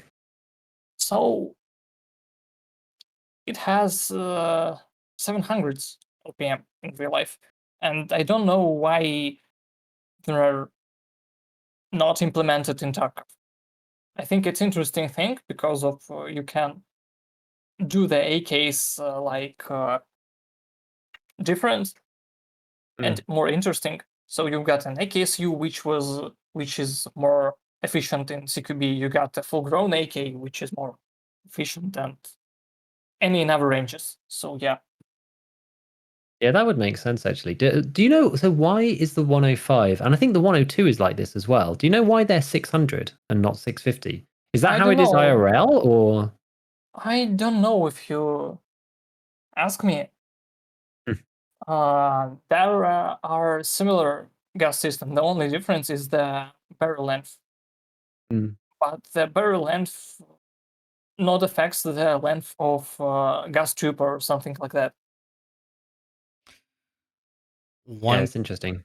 One thing that could be related is the realism on this could be realistic reasons. It could be gameplay reasons, but I noticed specifically on the AKS-74U, the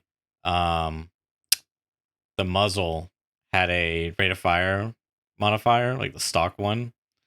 Because I guess there's like I think they're called muzzle boosters, muzzle boost, and like actual muzzle devices that essentially increase the rate of fire or somehow. I'm not really keen on it.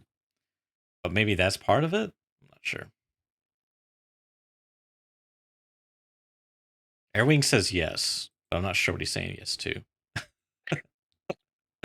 Yes, they increase. Yes, the shorter barrels change the rate of fire. Muzzle devices on any gas operating systems can increase/decrease rate of fire based on over/under pressure. Interesting. Yep. Interesting. Yeah, I mean, I guess BSG can change those values. I do like the idea of the short versions having a slightly higher RPM, Yeah. because there is a flip side to that we've talked about many times, and I was talking about it a little bit earlier with the M4 and the MCX, that the more you increase the RPM, Right. sure, it increases decreases the time to kill, but it makes the vertical recoil stat less controllable. Yeah, because of when you're comparing conversions effects. Yeah, exactly. Because of this auto control statistic and how it doesn't kick in as strong quick enough when you're firing at a faster rate. So that would be an interesting change. I would quite like that. I think that would be quite good, because it would give more differentiation, as you say, between the guns, because we have lots of guns that are very similar. AK-74, AK-74M, N, S, various of different types that are all kind of the same. And then ones that are worse, like the 105, they're just worse than the others. You don't seem to get enough benefit from 600 versus 650 on controllability to take the lower or the slower time to kill, in my opinion. But it lowers your DPS, so exactly, yeah. But you don't get enough controllability to make up for it. If that, and there are recoil like 20% more comparison as well. to the long AK. So it doesn't make any sense. Another question. So we're talking about, like, recoil has been a super hot. I know that sometimes the two communities, the Western community and the like Eastern or like Russian speaking community, whatever, can sometimes be quite separate.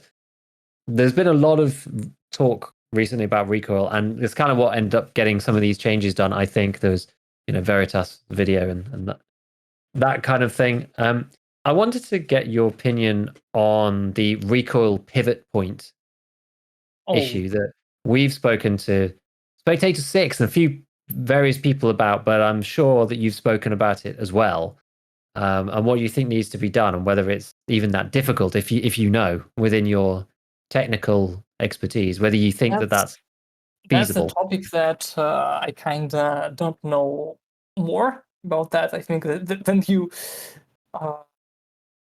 But that's interesting thing, because of it really affects your shots iron sights in first place, in my opinion.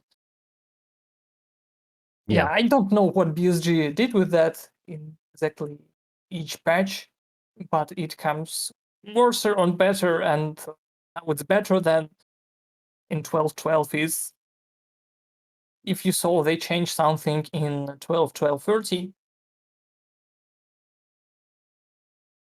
So I actually didn't see that. It was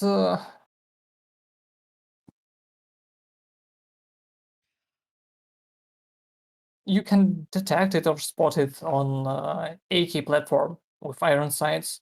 I played with it a lot, so yeah. Oh, is this the change for the AKMP? That you have the rear sight, that bug? Because there was a bug. But... Yeah, I know. And I know. I'm using this bug a lot, my friend. So the AKM US rounds, 75 round drum, and this AKMP. So you go to this full guy in mask, I guess Reduce Armor shot him 30 times until he's dead. I like that. That kit is funny. I do remember looking a lot into US ammo and how low you can get some of these things if you go completely crazy and you take an AK-74N and you make a horrible gun, right? Or 74U, and you make some horrible gun and then you put US rounds in. I was using this trash with 95 rounds, so without any armor or something else, only this GSSH. I love it. I think now, actually, there's even more. I did a whole video about the 74. Which one was it? It was the AKMN, I think. Actually, the 70. It doesn't matter either which way. The one with the dovetail and having the night scope on because you get the -5% recoil, right? But then now we've got the grenade launcher as well. Yeah. So I think you can make the canted meme build even better than it was. I think you can get to even lower recoil. It's like mid-30s, I think. I haven't gone and looked at it too much, but if you do the night scope and the GL and then everything else meta with a canted sight, you can just see just about over all of your gubbins, and you can get to some stupid level of recoil. I'll probably do it towards the end of this wipe again because it is funny, and you just have the grenade launcher on there just for the recoil reduction. I think it's minor. It's quite a lot. I actually can't remember what it is. I'm gonna go and look it up. Grenade launcher, or what? Yeah, the underbarrel grenade launcher. Is it 10 or 15? Oh, it's 8 for the it's 8% for the AK one. I was playing with grenade launchers right now, I guess, before the podcast. Okay. Yeah, because you lose. Actually, I wonder if that actually makes worth. Oh yeah, because you get the hand. You can put on the handguard, but then you can't use a foregrip, and you can only use certain handguards. So it might not make sense because I don't know if that is better than the Troy plus a vertical foregrip. It might not be, thinking about it, because 8 is quite. I'm not sure if it's high enough. It's probably about the same. The Troy I think is 5, and then you can put the RK2 on, so that's 9, I think. Maybe it's better to just do that. 4 and 5, I think. Oh, it's 4.5. Yeah, 4.5. Yeah, you're right. So 4.5, and then the RK2. But you got B10 handguards with 2% and grenade launcher with 8%. So 10% with grenade launcher. Okay, yeah, so it is better. It is better. You can go B10. All right, cool. Good. I thought there was a way of making this even more stupid than it was previously with the night scope. Like, they took most of these buffs away. You used to get recoil reduction from the attacker big scopes and things like that. There were a few that you used to get recoil reduction from. And, you used to get recoil reduction from the 50-round Glock mag. The drum. You used to get -3 or something. But they took all of the recoil away from all of these things, except the night scope is the only one left. The only one left. I think they removed the Glock mag bonuses because of Vector. I think so. The Vector has a lot to answer for 9mm. Yeah. I think 9mm is still so bad. It needs more. It needs more. Vector is my most hated weapons in the game. In 9x19, there was a patch there. All these people are playing with Vector loaded with drum max and overpressure PvP ammo, which is supposed to work only on PP 2000 and this pistol GSH-18. Okay. GH-18, I guess. So yeah, and these players just spray and pray with this overpressure ammo with gun that it just gets some troubles feeding with normal ammo, and they using drums, and shot me in 100 meters with a spray. Yeah, that was kind of weird. It's kind of strange because PSG have the ability to do that because they have done in 9x18. Exactly, right? They've already got this. they were more fun because of they got carrier clean, and the carrier can shoot PMM rounds, but PM can shoot PMM rounds, which is It's just not. the Kedda that cannot. Yes, That's they funny. cannot. The PMM can shot PMM round. Yeah. That's the main Oh, reason mm. why that was created, to shot the PMM round. I don't know why they don't do that for 9mm as well in some ways, because yeah. Sorry. You know that the PST round is overpressure round too. 9mm. GZH? Yes. Huh, I did not know. This is overpressure round too. It can, I think it can penetrate second class of armor or something like that. So it can penetrate this in game, but as I know, if you load P plus round in something like MP5, you've got troubles with it. So the PST round is more overpressure than P plus. But in game, you got USEC build with MP5 with MP5, which is loaded by this round to the default. So yeah. Because it is practically the default round for 9mm in Tarkov. Even though it's banned from the Flea, I believe, Yes, and only available at level 2 traders. Whenever you try to sell a gun and it's got one round of PST in it, and it's banned on the Flea. It's so weird. I think it was like the man who do this ban to the flea market saw this round, and he thinks like, oh, that's AP round, I should ban it. And he doesn't know that that's, in terms of Tarkov, it's default round for all 9mm. Yeah, because you can't even buy it at level 1 traders. It's level 2 traders as well these days. So you can get it on fence, and when you start as USEC, you have hundreds of rounds of it given to you. But it's a weird one. 9mm still needs some love, honestly. People don't use the Vector that much anymore. They have made AP 6.3 cheaper, but AP 6.3 isn't In my very opinion, good. AP 6.3 is trash. Yeah. So there are many other options like Quakemaker or Reap rounds that you can use on Vector. Yeah, that's true. You can do that, yeah. You can do that. I think it should be buffed like to 35, 36 band maybe, so you can shot some guys in the 4th class armor head. Yeah. So you got SMG with low recoil.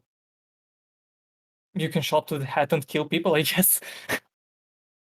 Yeah, and in some ways I would prefer them to just continue to make the 9mm weapons lower recoil, actually, and keep the ammo kind of bad, because yeah, as you say, if you hit somebody in the head, maybe with class 4 helmet it might be tricky, but you can still shoot them either in the face, and unless they're wearing an Altin, then you're going to kill them if you hit them in the face shield, because they're all class 3 pretty much. So I feel like that would be okay. That's a good balance, because you've got a laser beam gun, but the ammo is not very good, and that's okay. That's fine if you're good at hitting headshots and it's a skill-based thing. I think that would be interesting. I used to love the MP5 SD back in the day. I love it too. But it just doesn't, it's not worth using now. I remember days then MP5 SD cost like 2 M4s in alpha. So that was like that. The MPX, the MP5 SD cost like $1,000 or something like that, and you can buy M4 like 600s. Yeah. That was a time then you can bought the AK-74N without any recoil, because of stock guns in the days got no recoil. So you can bought this gun like no, you can bought the instruments thing, you know, that you're using to the class, that goes to factory and repair things, you know, this instruments item. I don't know how to.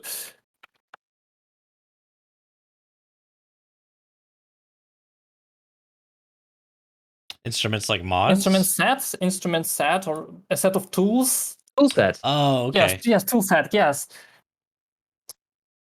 You can buy this from the therapist in like 9K or 8K.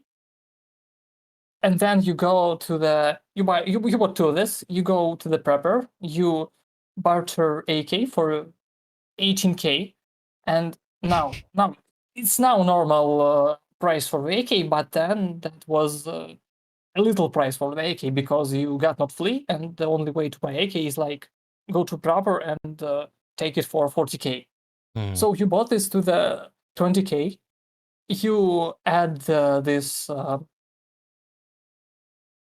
rubber GP stuff on the stock, Mhm. the basic AK stock, which was like 15% bonus on the gun with what haven't any recoil in the base. Mhm. You bought BS rounds for 40 rubles per Wow. one, and you wear the scav, this scav vest. You take only 2 mags because your mags are instantly, you can load them instantly in raid. There Yeah. was no this system, so that was your build. Mhm. It's like 30k and you are ready to kill these bad guys with defender armor and killers so fast. I don't know what are Yeah. exactly wearing in this patch.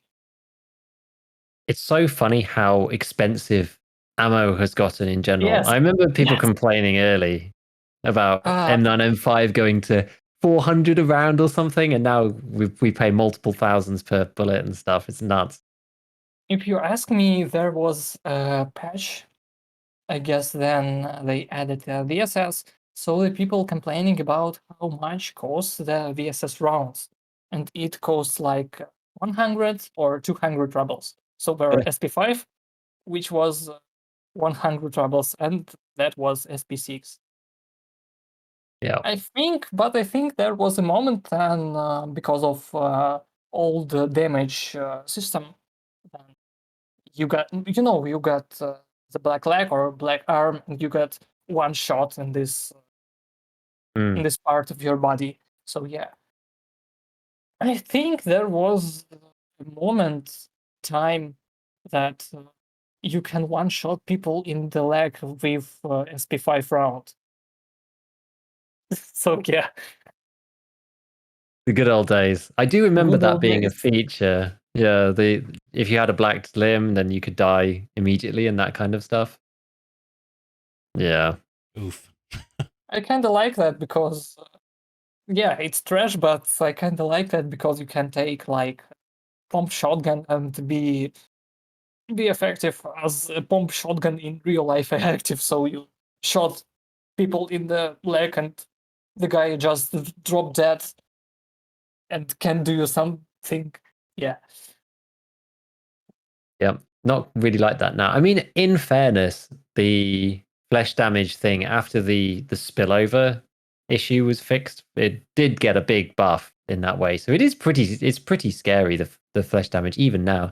Magnum buck to the legs or even normal buckshot to the legs is still pretty effective, but They buffed yeah. the magazine shotgun, MP155, MP153. So do you remember this thing? They reworked the rate of fire of single shot weapons. Yes.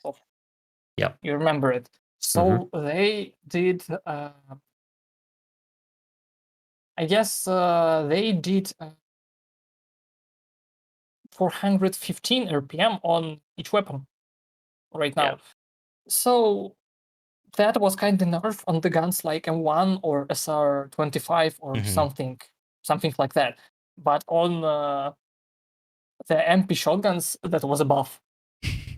Because before of all this stuff, they got like 300s or something like that RPM. So now you briefly can just bang, bang, bang people in the legs with these shotguns. I kind of like this, and that's the point why I don't like the Benelli shotgun because it got slower RPM. Yeah. Yeah. It is pretty quick. It's one of the things that I like about the 153 because you can really bash the shots out very, very quickly if you want to. Yeah, It is I pretty think good. it's pretty good, yeah. And the other reason is, do you remember shotguns were bad? Then they fix all this stuff with flash damage. Yeah. So they're really bad weapons in terms of that patch, and now it's good, so you can play it. Yeah, it was just crazy how before they changed it, you could get shot in the leg with 80 damage, but not have most of your body blacked, and you'd only take 7 damage, 8 damage to your thorax or Yeah. whatever, because it was all disappearing into these black limbs. Makes a big difference now. They're much more effective. I like the That's, 1.3. I think that's a little bit reduces the gap between full-grown meta players and some newbies or men without many money. It's good, in my opinion.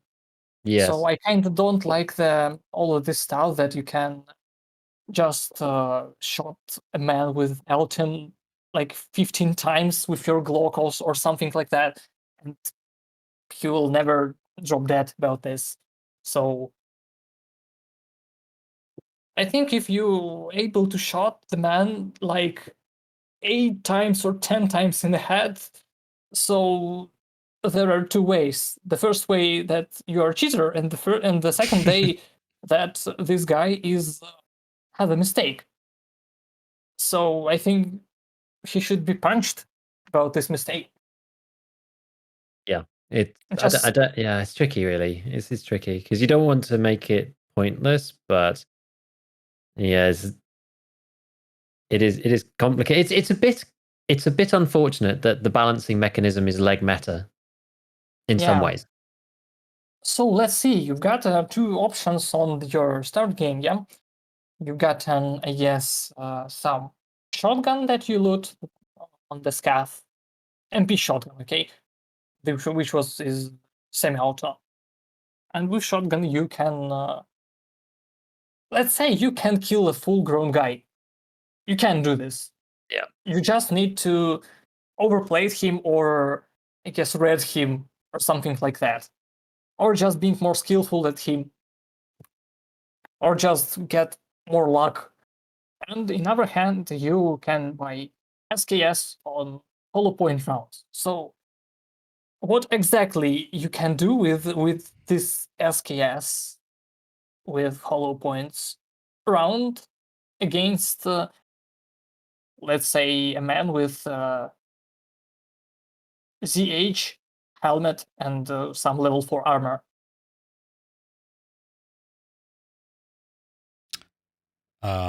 You can shot him in the legs because you've got a creepy recoil. Yeah, you can shot him in the legs, but only CQB distance, really CQB distance. Yeah, You and can there's not shot much him. else you can do. You can shot him in the head because he had because he had helmet. You can shot him in the armor because he got an armor. So there's no way to kill him. Yeah, not without getting lucky, basically. Yeah. Yeah, it's kind of tricky. And that's why so many people end up using the Mosin. That's why we saw a big resurgence in the Mosin this patch, I think. Because a lot of the big calibers went away and people can still use LPS and they do get that kill. Rather than using the SKS with hollow point, you have the option to 2-tap someone in the thorax wearing class 4 armor. It's the other alternative. Oh, if you ask me, there are interesting feature with M855 and 762 PS round gets to the level 2. So we've got plenty rounds, Tarkov, like, let's see, you know, there's that shitty rounds like M856 or MK255. This, there are no point of using it before they just remove M855 to second level, because M855 are better in any aspect. Yep. And now this rounds got any any usage, I guess, on the first levels. So I kind of like this change. Yeah, I do. I agree. I like that they moved HP to the beginning, so that was actually got used. Like it felt like it basically is the legman around, as we kind of talked about earlier, but it's probably more accurately just the bad round or the starter round, and you kind of work up the tiers, which is nice. There are interesting thing because of assault rifles is not supposed in our game to shot people in the legs in the most situation, because you've got an SMG class which is better in this aspect. So yeah, the SMG class can't shot people in a long distance, but if you playing with assault rifle with damage rounds, so let's say that there are different pipelines of shooting in terms of different distances. So if you engage someone in CQB, you will just spray and pray until your enemy drop dead. But when you engage someone in the distance, you won't just spray and pray. You will shot him in the head or in the chest, I guess. So try to shot someone with the hollow point rounds on stock AK-74 on the 15-meter distance, and try to kill him in the legs. Try to shot him 10 times or even 6 times. I think it's unrealistically. You can't do this. Yeah, I think so too. The other thing is, some balance issues, I guess. We've got an PS round right now, which got 545 PS, which got 31 pen, and the closest variant to the PS round is FMJ, that got only 21. So we've got 10 penetration gap. And that's, in my opinion, is not good, because of we losing some of balance potential. I don't know how to talk about this another way. Yeah. That's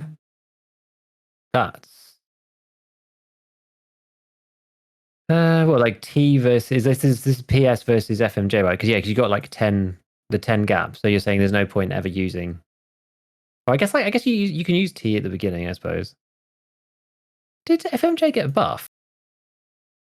Because of, let's say, where this rounds 545, they are balanced right now on the penetration of the second armor class. So we've got an FMJ and the T round that can penetrate second class, and we've got all this shit about SP rounds, PRS rounds, or hollow point rounds that can't penetrate second class. I guess the only thing is that the second class is kind of rare in terms of not first couple of days of the wipe. Yeah, nobody uses it. It's just 3 and up, and then basically 4. The whole game is played with 4 and 5 armor now, outside of maybe the first 2 weeks. Really, the minimum class of armor that you will be wearing is third class armor. So, in my opinion, the balance of starting rounds on 545 should be 25. Should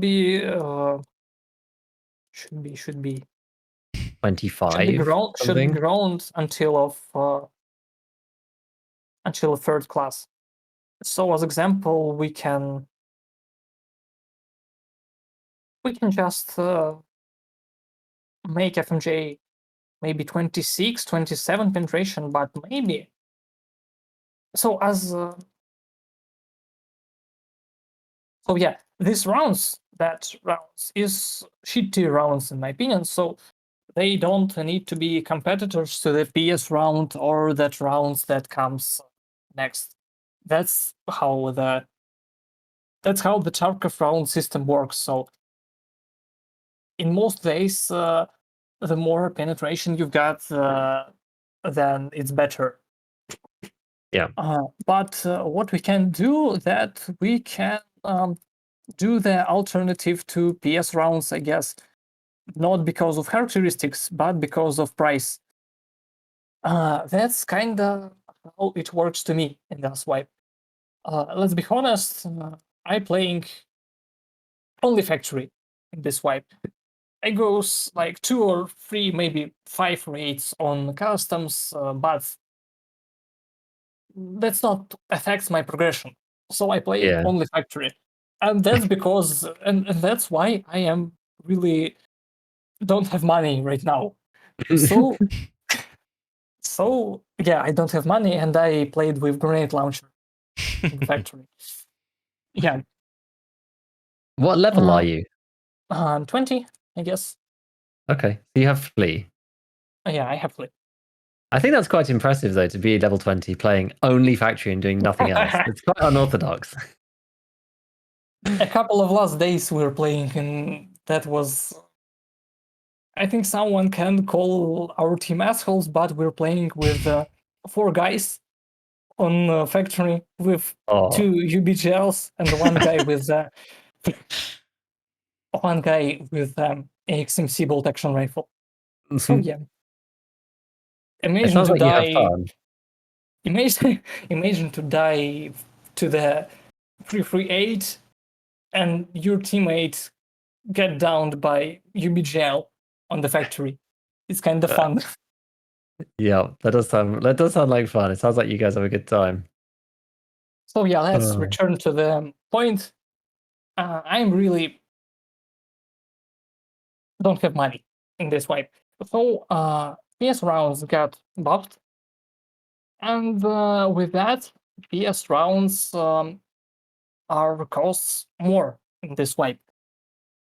So I'm playing with AKs with third class armor, some cheap stuff, and in some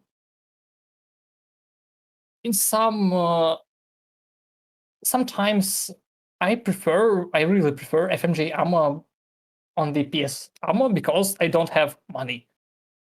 And I know that I think that's the rare situation on the player base. I don't think that every player got this problem, but I Yeah. kind of like it because this thing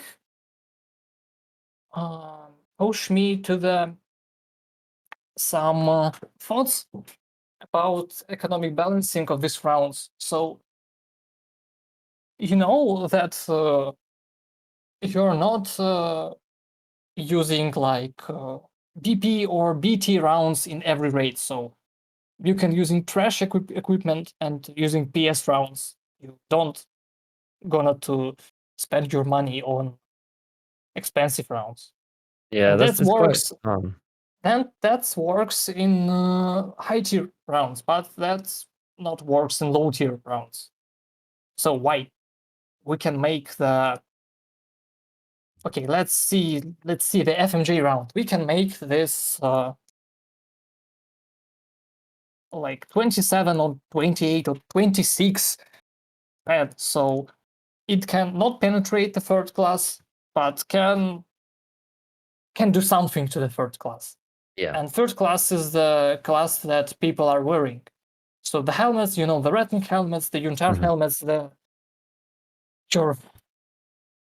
your grandfather helmets, like that that SH-68.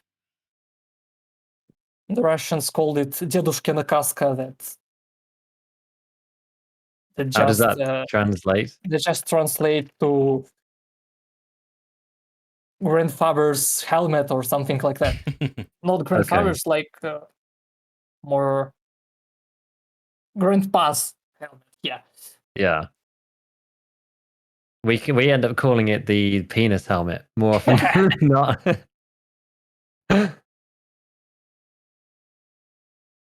And yeah, we can make the FMG rounds competitive to the third class. but not as good as PS round. So you are gonna between choice between a PS round and FMJ round. So you can buy the FMJ round, which is cheaper, and you can do something about third class enemies, but you can pay more and buy PS rounds, be more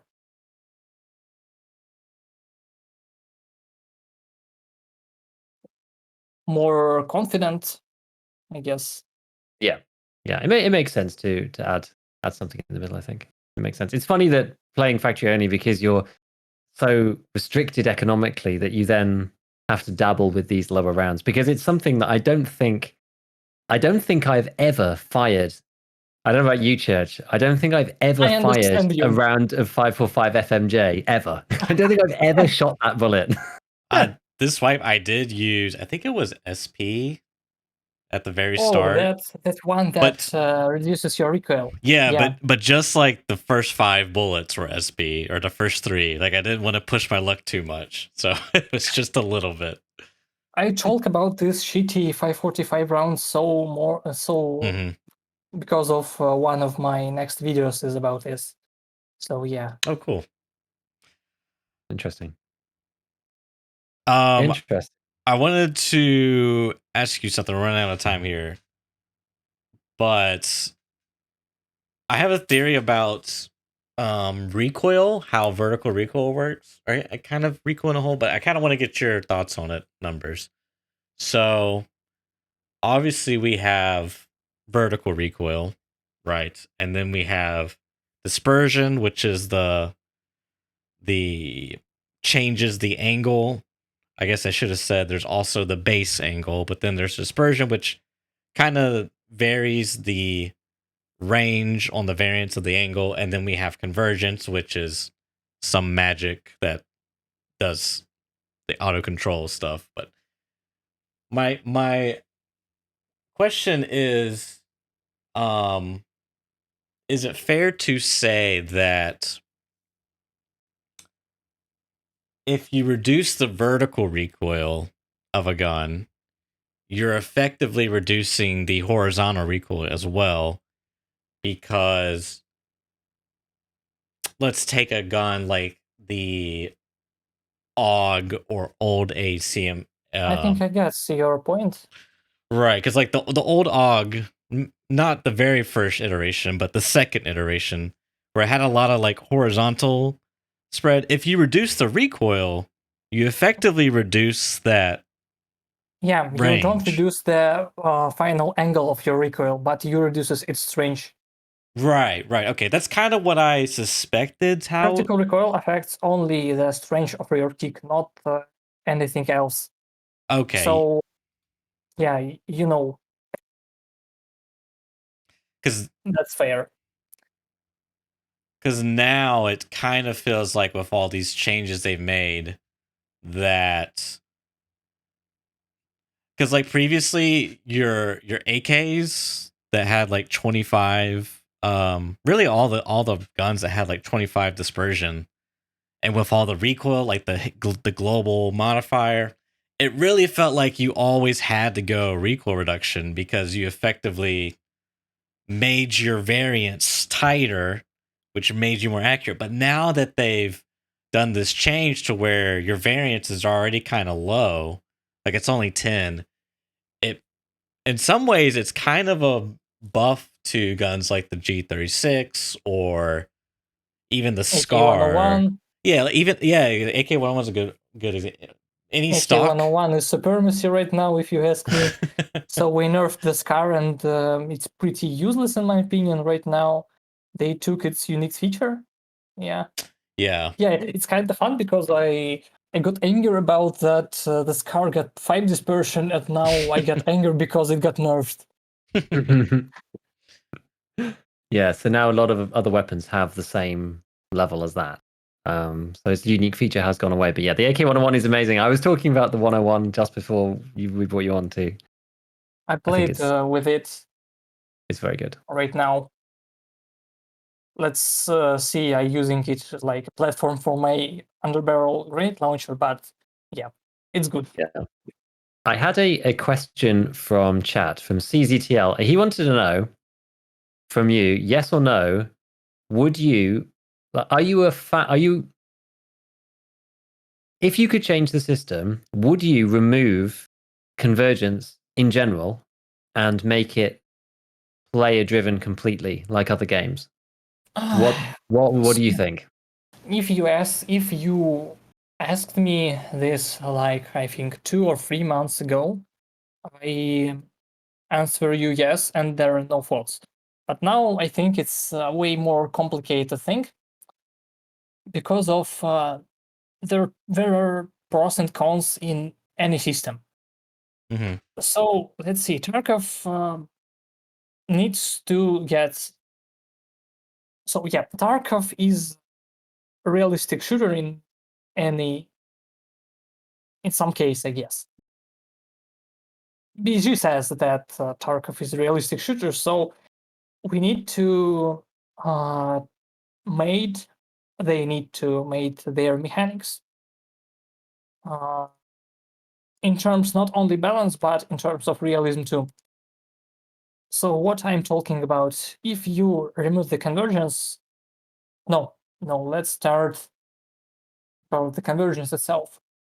What it does, the convergence set itself right now makes one issue in terms of realism.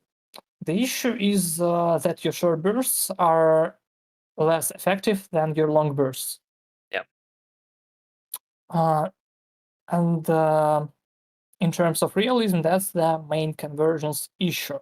In terms of gameplay, I think it affects only guns of like MP5 or maybe M16, which is not in the game right now. So the guns that shots only bursts. Mm-hmm. But if we remove the convergence at all, we have we will solve these problems. We can solve with we can solve this problem with short bursts being way too worse than long bursts. But in our case, we've got another problem. So when you shoot with a real gun in the real life, you've got the weight of this gun, and the Mm-hmm. base physics can't just makes your gun goes upper and upper and upper and upper. So convergence make the recoil system realistic in this way. Your weapon never goes too high in terms of realism. So I think the best solution is between these two options.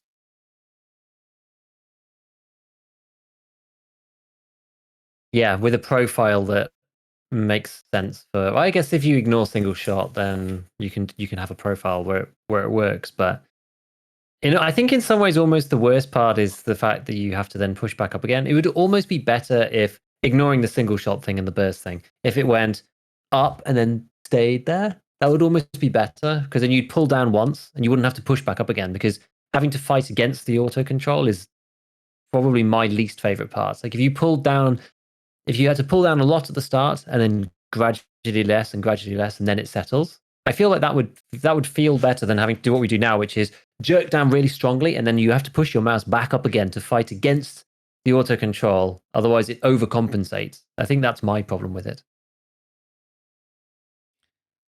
If you ask me, I think the system without convergence will be more interesting in terms of skill based, in terms of realism, in terms of balance. So yeah, but that's my opinion. I think we can just ignore the thing that your guns broke the physics laws in terms of going up straight. Yeah. Until the end. Yeah, we just have to kind of ignore it. Maybe they should add some of the border in terms of vertical recoil. So as it have right now, but without any convergence force. So I think I saw the system in the game, but I don't know what this game is. I don't remember. But yeah, that was kind of strange, if you ask me, in terms of looking and visuals.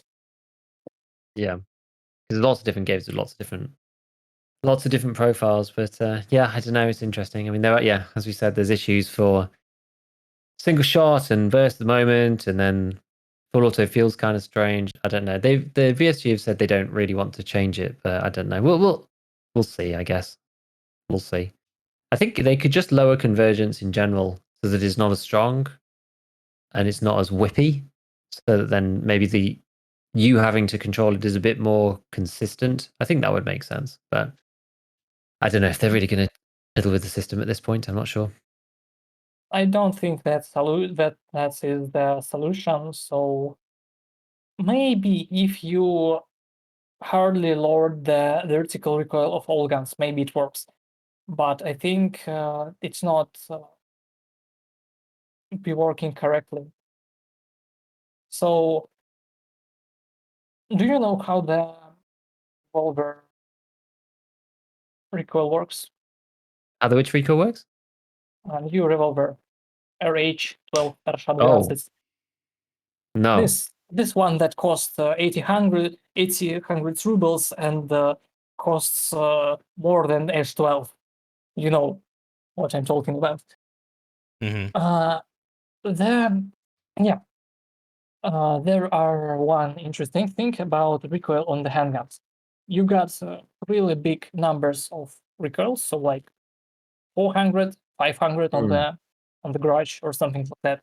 Yeah. But you've got really big conversions, like 6 or 7 points. So because of that conversions, you don't I guess feel that your recoil are cursed in terms of numbers. Mm-hmm. But your revolver got base conversions.